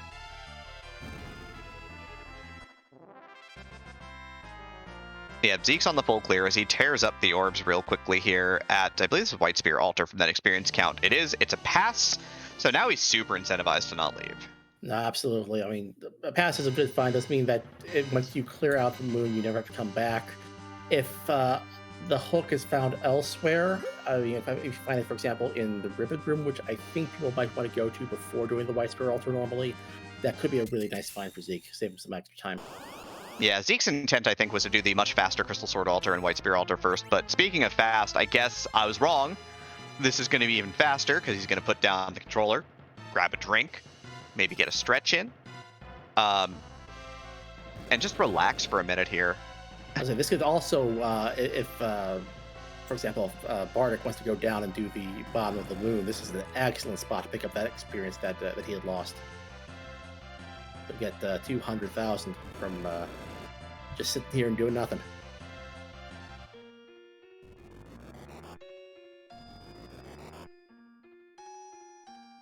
Meanwhile, nitzy is still hanging in here against this buy-in fight, given all he's got.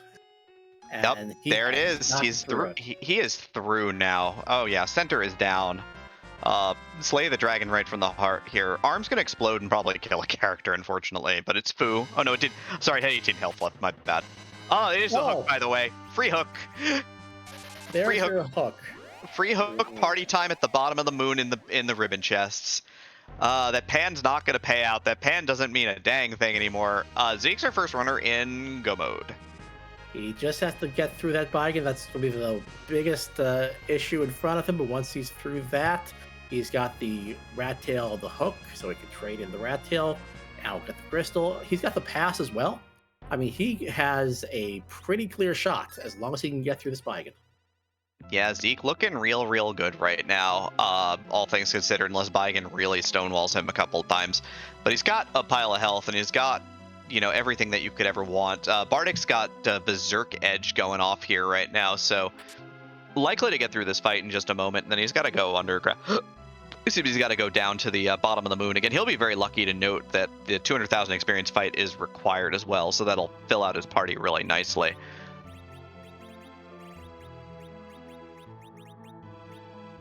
As he comes back, he's going to learn of the existence of a moon sage, Tella.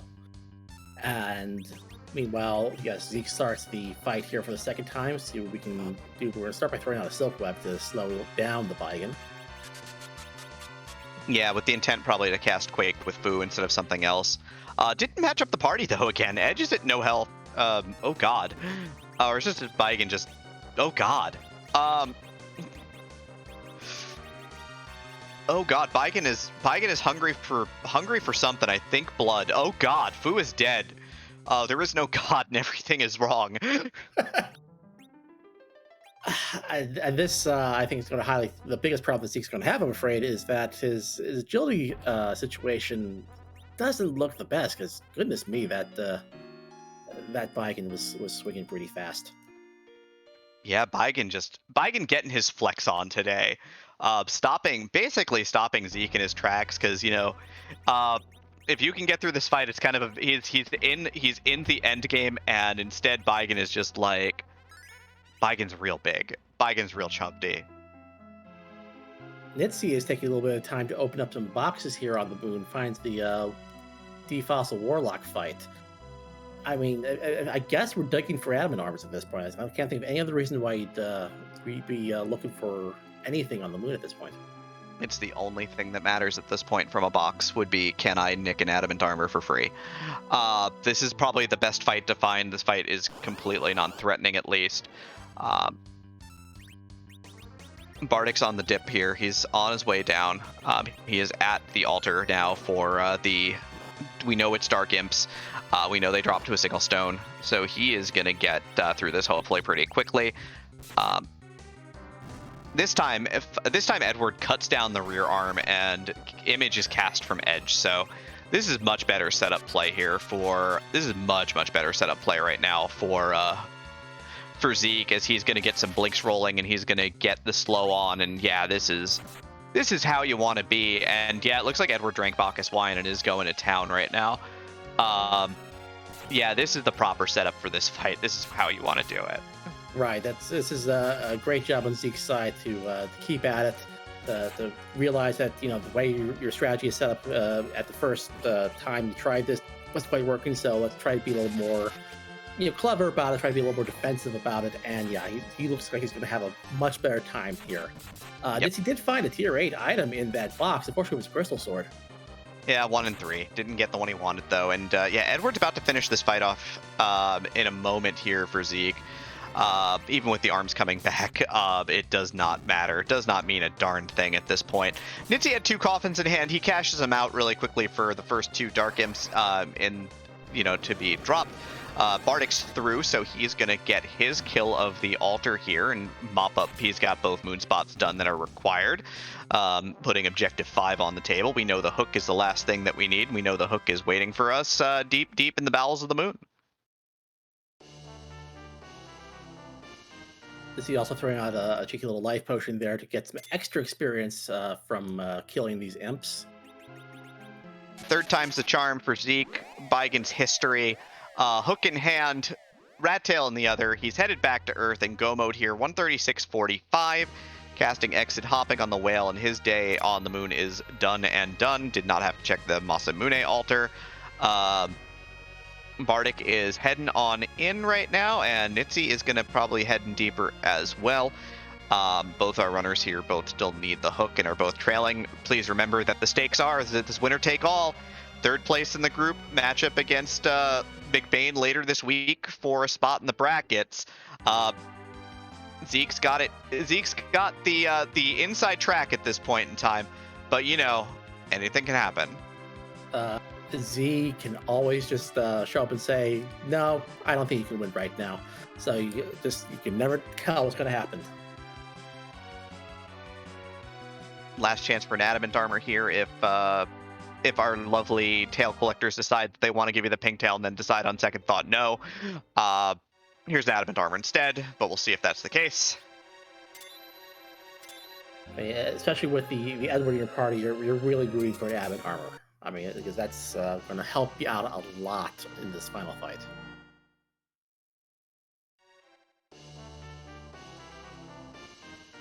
Just a defense sword.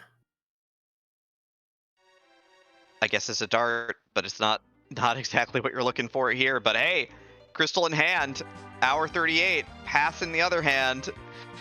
Now he's gonna hang a quick right. He's gonna head over to Troya. And I guess Flax, we've had a good time tonight. It's been a good run. Nice long seed, real interesting.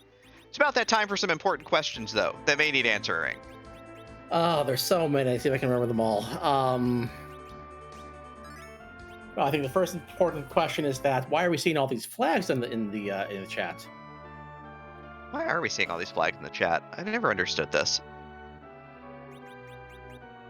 I think they're telling us something about a Z. I think our final boss might have a name that starts with Z, at least to start with, but then he turns into something different, doesn't he? He does. Zeromus is the final boss. He is always down here waiting at the bottom of the moon. You can use the pass to get there real quick because the randomizer is cool like that. But yeah, our boy Zeromus has got a big cosplay closet. Over 500 Zeromus cosplays available. So we are going to see the answer to the most important question. Whose butt are we going to kick tonight? And is it cute? And is it scary? And does it have a butt?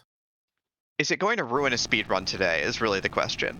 But Bardic is down at the bottom. Nitzy's going to try Crystal Sword Altar, which we know is blank but has Plague there, so it's a doable fight.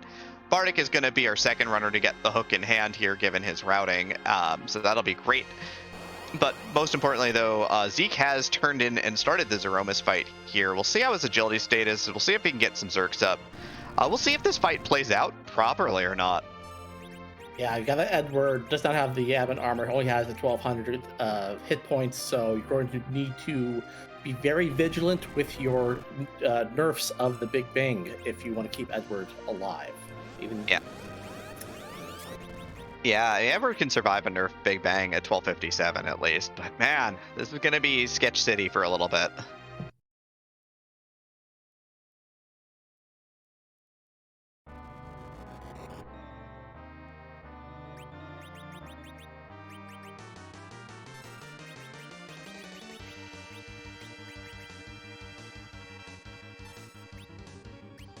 And Cortexmas. Probably from one of those 3D collectathon games I don't enjoy. Yeah, I'll admit that this is a new one on me as well.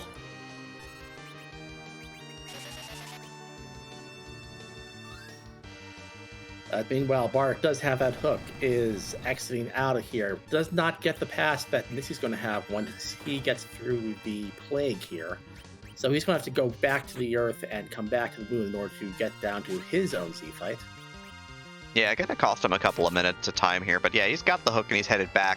Zeke hasn't done anything yet. The tough thing right now about this Aromas fight is that Zeke has done nothing so far. It's been all set up. First Big Bang comes out, was nerfed by Silk Web, so finally gonna start getting Berserks up here with Fu. Like, not having Bacchus Wines is a big deal. He's got exactly one, and I think he probably, if he's not cashed out soon, he should now, but he's definitely gonna let the darts fly as well at this point. Certainly does not want to lose damage here for sure. Darting is going to be kind of the best use of Edge's turns if you don't get a Zerk up on him, but he's hitting hard enough at this point, so he might be in good shape. This is a tough fight, though. This is a tough party comp. It is going to be very touch and go, I think, with this party composition. Like I said, if you don't get that Big Bang nerf off, then that's going to be all for Edward. And you got Sid and Edge swinging, but they're going to be not as strong as Edward with the spoon there. So we're going to have to see what's going to happen. If that dart, though, does enough damage to transition us into phase 2, though, Zeke's probably golden. Zeke is probably in fantastic shape. If we see Big Bang 2 right now, it's bad times. He's had enough time to get all of his melee attackers Berserk, which is definitely going to help out in terms of keeping the fight going well for him. The more Berserks you have, the better you clog up the queue, the better the fight's going to wind up going for you. And the use of those darts has definitely pushed this fight into phase 2 at this point, because the second shake was not followed up by a Big Bang. Here's a reshake now. Gonna sit on Fu for protecting this party, but if the Big Bang goes off and Edward dies, Sid and Edge will probably still get to take this one home on their own. Meanwhile, we do see Nitzy making that play for the pan. Dropped a save on the moon and is going to dive down here. Unfortunately, is not going to find what he needs. Yeah, Big Bang 2 comes out. Edward gets absolutely destroyed, taking 2,000 damage. And it looks like, yeah, this is just a cure. This is just a life 2 channel on Edward. Just wants to get him back immediately. Maybe okay here, but if rocks come out, this could be problematic. But his Black Hole didn't do enough damage to get to rocks. That's actually perfect. He might actually just be in great shape here with Edward getting back up. And it's just a question of how much damage did he do in this phase 2. If we can get, maybe if he did just enough to get through, get into the rocks phase here without having to berserk everyone else up, and that looks to be exactly what happened. That perfect damage output, though. Edge and Fu are both dead, but Edward and Sid are just fine. Edward avoided it clean, and Sid is got 1400 health and can still take 2 sets of rocks and be fine. Here comes rocks 2. There's no berserks at this point, so he's just going to be kind of running on what he's got. Edward dodges another one, though. Edward just feeling his business here. Edward's the MVP today. Clutch on Edward's side. God. We can get through here. God, the Prince of Damsian going to take it home with this spoon, it looks like, in just a moment. Sid probably dead here. Yep. Oh, Edward is also... Edward needs to get the kill here. Edward's got to kill. If he gets beaten by Roxy dead, he's got it. 332 HP and a prayer. What a game. The real MVP. Somehow, the character that everyone has been down on, even with the spoon in hand, even with adamant armors, everyone's been super down on Edward. I've been super down on Edward. Edward carried tonight. Edward was the man. And I think we're going to be joined here by our official winner, who's going to advance to a play-in game with McBain for the right to get into the round of 32. It is Zeke. GG's, congratulations. Thank you. So, first of all, Eddie, you get the spoon, and then you say, you know what, I'm going to go back to Mystidia, I'm going to pick up that Edward, I'm going to make this work. Talk about that. I didn't expect to find anybody else who could fit the physical fighter I wanted. It worked out perfectly for you, especially because Cecil was nowhere to be seen on this seed, so there's your usual the strategy of getting a set paladin and a holy sword was not in play. You had a very, very close shave here with Zeromus. Were you ever worried he was not going to come home? Very slightly. But I had backup plans for if it didn't work. My only regret is using those apples on Rydia and then immediately finding a spoon. But I need those apples out of the inventory just in case. No, absolutely. At that point in the seed, you could never know that you might need those later. You had a couple of issues there in Cave Bahamut with Vigan, but you really managed to make things work for you. You changed your strategy a little bit. How were you feeling when you were taking on that fight? The first time I went in, I didn't know what I was expecting for damage because it's been a while since I've seen Vigan on Bahamut. The second time, I realized as I went in, I forgot to heal up, and so I needed to do it from a beginning again. But I kind of knew what I was going for when I saw a Vigan at Bahamut, and I was in effective go mode. I knew I needed to use up one of my precious Bacchus wines. Were there any of them in shops anywhere? We didn't see a single one. My guess is, if they are, they're in the never being touched Eblin Cave. That's usually a safe bet, because I think we checked every other gated shop. We didn't see them ever, so if they were going to be anywhere, they'd be there.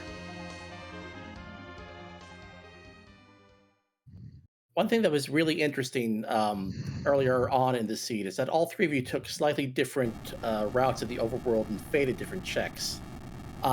Your faded check was on ordeals. You didn't get the tower key until after you had done the keyless tower. Were you worried that might have cost you? No. Oh, okay. I wasn't. I wanted to make sure of... I've been more worried if something was on the keyless tower, and I left it, than if I'd found tower key later. Besides, I was going in there to check the trap chests regardless, looking for anything to help my equipment situation at the time. That's fair enough. I've been hogging the microphone here. Debbie, do you have anything you'd like to ask? I mean, the big thing is that you don't have to look back anymore. This race is in the books at this point. Bardic's rolling up right now to Zeromus on the main stream. Nitzy is headed down as well to try and clean up and get his hook. But McBain lies ahead. You were the only runner of these three to beat McBain, and I guess you saved your win against Nitzy and Bardic for when it counted the most right now. You beat McBain by a minute in your last seed, basically. What do you got? You got something in your back pocket? Maybe some trickery? Who knows? What do you got going on in your head for that one? Well, my strategy of not loot anything I'm not already in happened to work out today. Because, I avoided Eblin completely. And the only times I went looting was if I was in a place and it would have decent loot. That's fair. That's real interesting. There were no adamant armors to be found, no big ticket items, no Cecil to wield the Excaliburs and or crystal swords that were all located in the scene. So Excaliburs were just fancy darts. I mean, you made it work. They were really important fancy darts on Zeromus because you pushed out exactly the right amount of damage because you were just before rocks and then pushed just over rocks while you were life doing Edward. I cannot believe that worked. I will say I did think I was going to have to refight Big Z. No, but it all worked out, and it was masterfully played. And once again, GG's on a very nice race. And is there anything else you'd like to add about this seed or how the tournament's going? Just thank you to the admins for putting this on. I'm glad to have gotten a chance to play. We're glad that we have. I'm coming for you, McBain. There we go. Finally, the tiniest bit of trash talk. I'm here for this. Yes, best of luck in your race against McBain. That's going to be happening probably as soon as you guys can schedule it, and I'm sure we'll have it on a stream in the near future, and I look forward to watching it. On a side note, I love this 3-player layout you've got on tonight, because I've opened it up here alongside you guys now that I'm in here, just because I want to see how people are doing. Scala did a good, yes. Scala did a real good.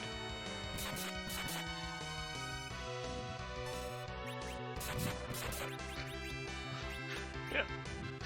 Pass on my GGs to our other contestants. When they join the voice, I'm going to settle down for tonight. So thank you for the commentary, Twisted Flax and Demarine. Did I say that properly? Yeah, perfectly. Thank you to Black Ice for the tracking, and of course, where would the restream be without Scala? And thank you to RPG Limit Break for hosting this today. And thank you for racing and give us an excellent watch tonight, because it was a really, really fun and interesting race. Have a good night, everybody. You too. That was our winner, Zeke, who does advance to the play-in race in the Defense Sword group, going to play against McBain. Meanwhile, we do see that Bardic is getting through the Encortiximus fight here. Has the food down, but is getting the heals out with the Rosa. That's why you run the double white mage in the second phase here, because we do see a nuke coming out. Nitzy, on the other hand, got the pass, is clearing out the bottom of the Lunar Subterrane. Will likely go to the River Room next and find out that that's where the hook has been hiding the entire time.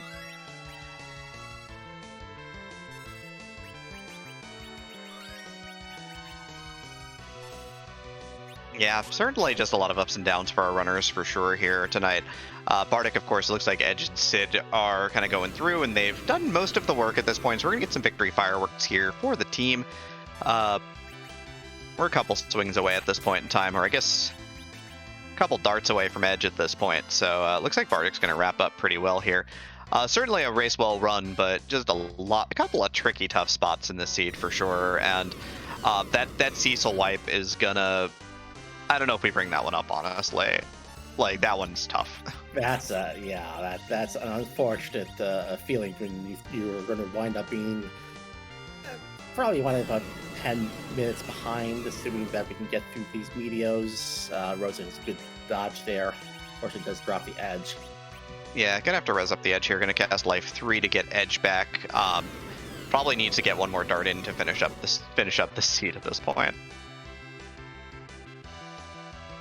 We can get the Oh no! Oh, dodges! Dodge. Oh, woo. Woo. Oh. I mean, that shows that you can never guarantee that a Z5 is going to go well, because I mean, if things have just gone slightly worse there, we could be looking at a wipe. Instead, we have Edge still up, but go ahead and dart, and that's going to do it. Wow. Defense Sword Dart is the final blow, which I guess is fitting for the Defense Sword group.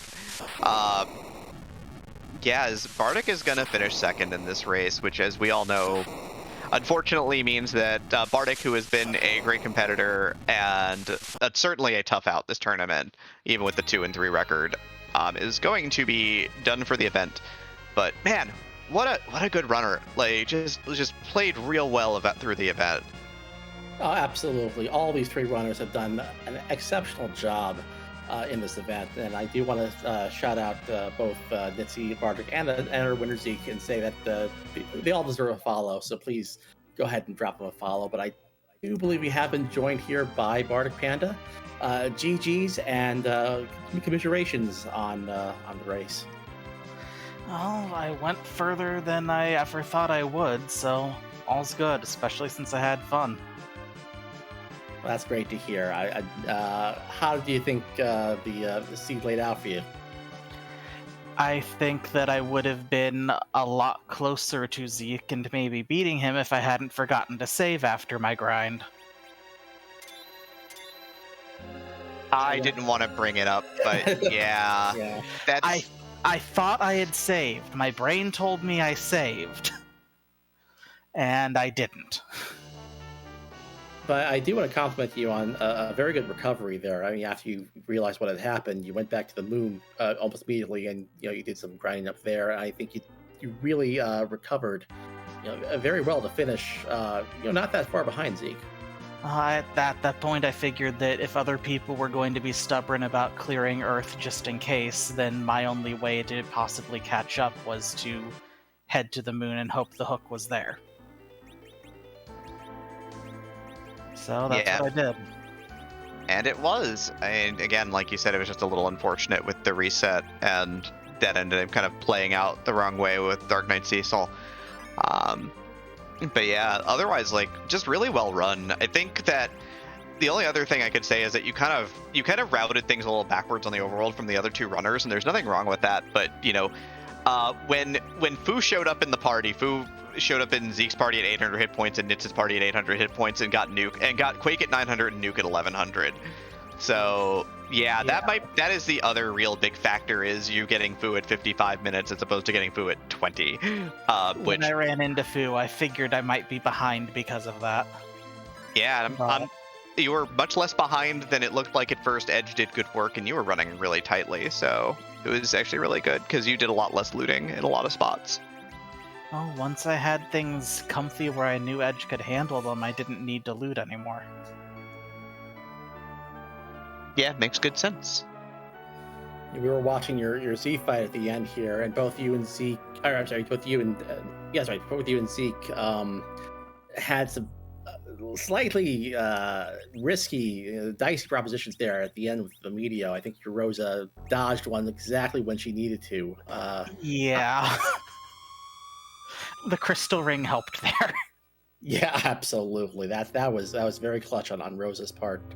Did you feel like you had that under control before that, or did it just turn south a little? I knew it was going to be slower than I was used to, and I knew that I was cutting Rosa's HP a little bit short. But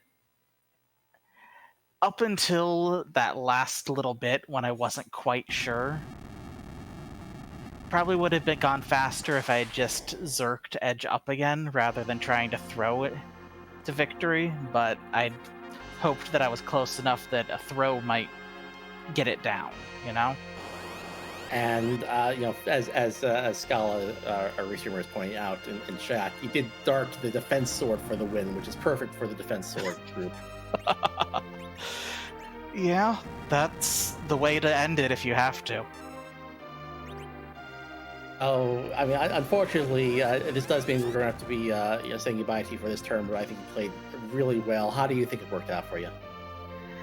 I got more wins than I was expecting. I had fun. I learned a lot.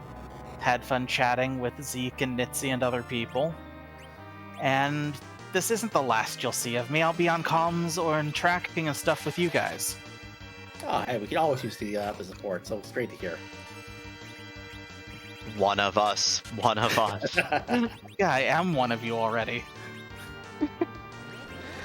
But yeah, no, it's always good to see when people also they help out with restreams, they come and do commentary, because I always love watching a lot of different perspectives from a lot of different runners, so I look forward to that as well.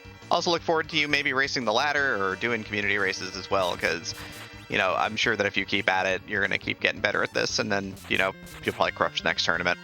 I mean, I've been meaning to join in on both of them for quite a while. It's just been in between tournaments, life keeps kicking me, and finding time. Hopefully this time will be easier. I feel that. I'll tell you. But this was fun. And unlike ZZ4, I wasn't at the bottom of the brackets the entire time. Oh, there you go. Absolutely, getting better. You just learn and get better every time and have fun. That's the important thing. So that's a great mindset.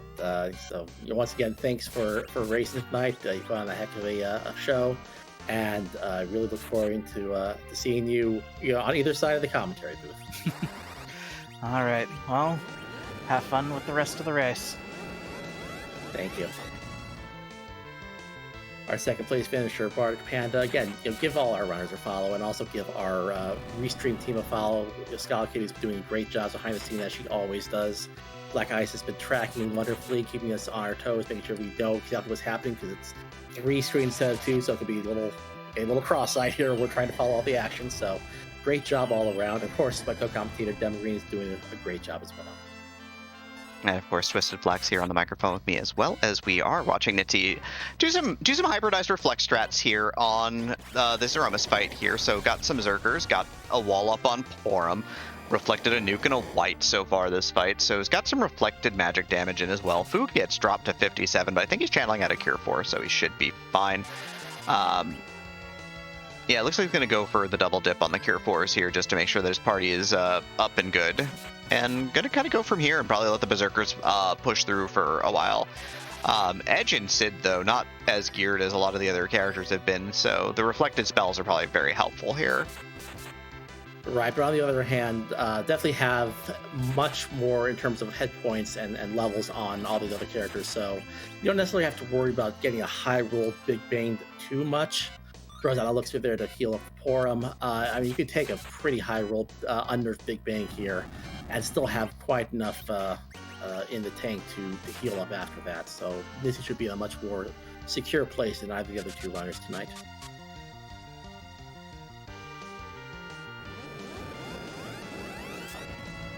Absolutely. He's holding this together pretty well. I mean, party's plenty of levels. It's just their damage output's kind of low, so the fight's just sort of trudging along, but trudging along safely.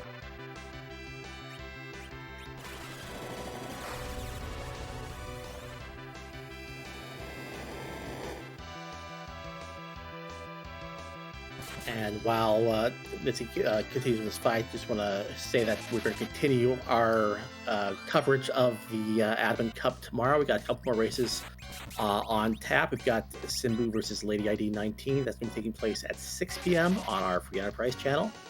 And on our Free Enterprise 2 channel, we're going to be having Elven Sorrow versus Zyrak, and that's going to be at 9 p.m. Both are going to be Eastern times, and both races should be great. Yeah, moving week continues in the tournament here. All the races, somebody is going to be out of the tournament and somebody is going to be moving forward, at least in either their group step ladder to the second, third match. There's a couple tiebreakers for first out there floating around as well. Oh, no, did I miss one at 7 p.m. on RPG Limit Break? My apologies here. That's that's gonna be Micro Corvus and Dusty Griffo. That's gonna be a great race. 7 p.m. Eastern on RPG Limit Break tomorrow. You're not gonna want to miss that. Yeah, a lot of runners trying to get their names into that bracket. Micro Corvus and Dusty Griff are both runners that have made deep runs too. Like it's amazing to see that they're racing in the round of 48. I mean, it just shows us how deep our community runs in terms of really, really strong runners that, 2 runners that you would kind of expect to have already qualified are wind up in a play-in race. I just think it's amazing just how strong community keeps getting, month after month, year after year. Yeah, the gap gets smaller every time around, which is always great. I think, which is good to see, and we'll kind of see how that carries forward into the rest of the event. And, again, a lot of good runners kind of already out for a lot of reasons, and a lot of good runners in play-in races that are going to eliminate each other. So, should be a fun week of Free Enterprise for sure. Absolutely, and if you're new to this randomizer and like to get started, as we see, nitzy has completed the race, is going to finish up with our 3rd place finisher. At the time of about 2 hours, 4 minutes, about 50 seconds. We're going to get the official time here very shortly. GG's to nitzy, a great race, and looks like we are going to be joined by nitzy just very shortly, I think. Hi, nitzy. GG. Thank you. So, obviously, this didn't work out the way you probably hoped it would, but how do you feel the seed was for you?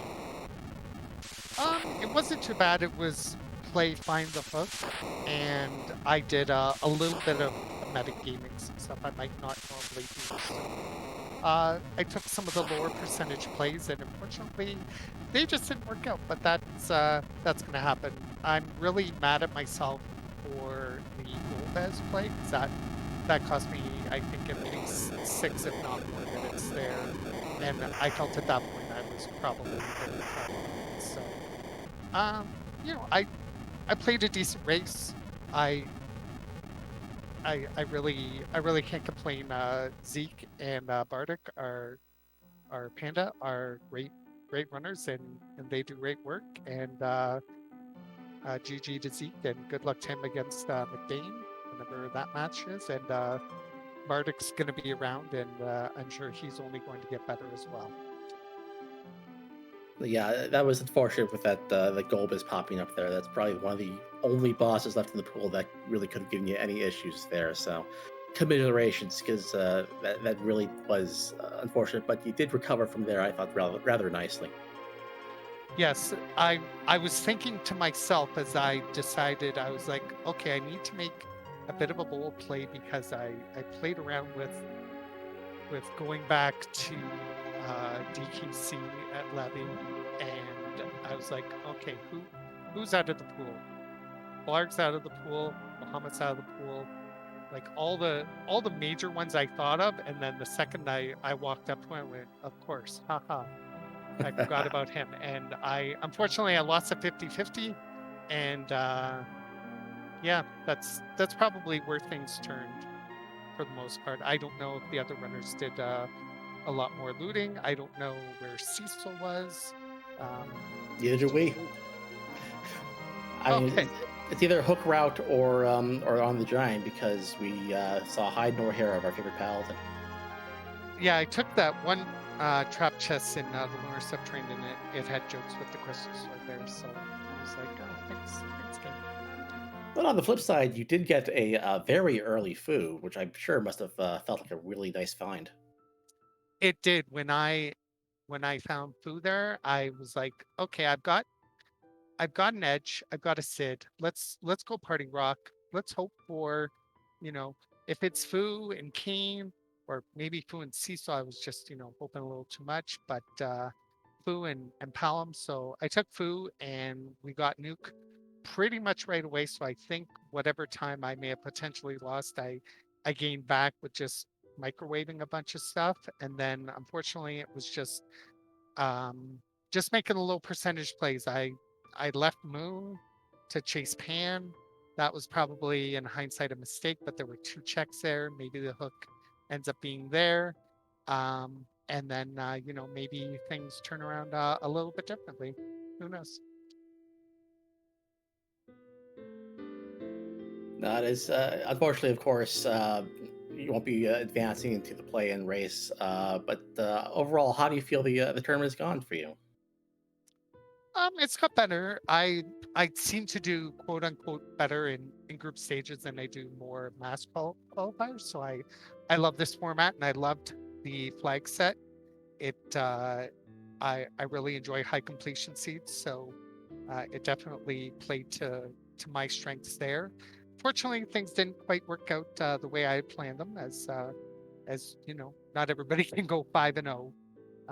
But I'll keep trying. I don't think I'm going anywhere. I've been here for 4 years now, and it just means I'll just flip into the booth and be able to call a few more races and definitely see how things go. It looks I saw a picture of the bracket, and it looks just downright scary. There are so many good runners in the community now that are going to see each other in the round of 32, and I can't wait to see what happens next.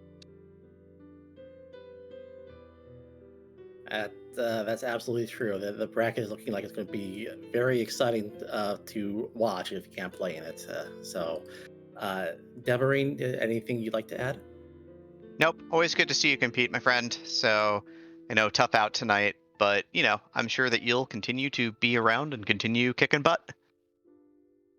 I will do the best that I can. So it's just time to put on my my little commentator hat and my commentator microphone and headphones, and call some amazing races. I hear there's going to be a Dusty Growth race here on RPG Limit Break tomorrow at 7. Also, thank you so much to everybody in the back scenes, Scholar Kitty, making sure that everybody works. Black Ice for pushing the buttons, for both you, Flax and Demarine, for calling this. I really appreciate that, and just the hospitality of everybody in this community is just so amazing. Everybody, make sure you give them all a follow. They're really awesome people, and yeah, that's about all I've got. Well, and thanks for giving us a great race tonight, and I look forward to seeing you on this side of the booth for the rest of the tournament. Absolutely, but for now, it is way past my bedtime, so I need to go to bed. That actually sounds good for me too. It's been a great race, and it's been great calling with you, Demarine. But I think we've got one more race on the docket for tonight. Yeah, we sure do. Of course, thank you again to RPG Limit Break for being a great partner and host for our tournament matches. Of course, again, Scala Kitty and Black Ice pushing the buttons and doing the restream, but not necessarily in that order. Flax, has always been a pleasure, but we're going to head on over. Flagship still flying tonight. Going over to Free Enterprise. Ogreax playing race, 2v3 race, Martin Broadcloak versus Zilch. Winner makes it to the top 32. Big race. We're going to head on over. Don't spoil this one, please. Be chill about that. People watch these back afterwards on YouTube, and they love doing that too. But otherwise, again, for Twisted Flax here, I'm Demarine2. Thank you so much, and we'll see you next time.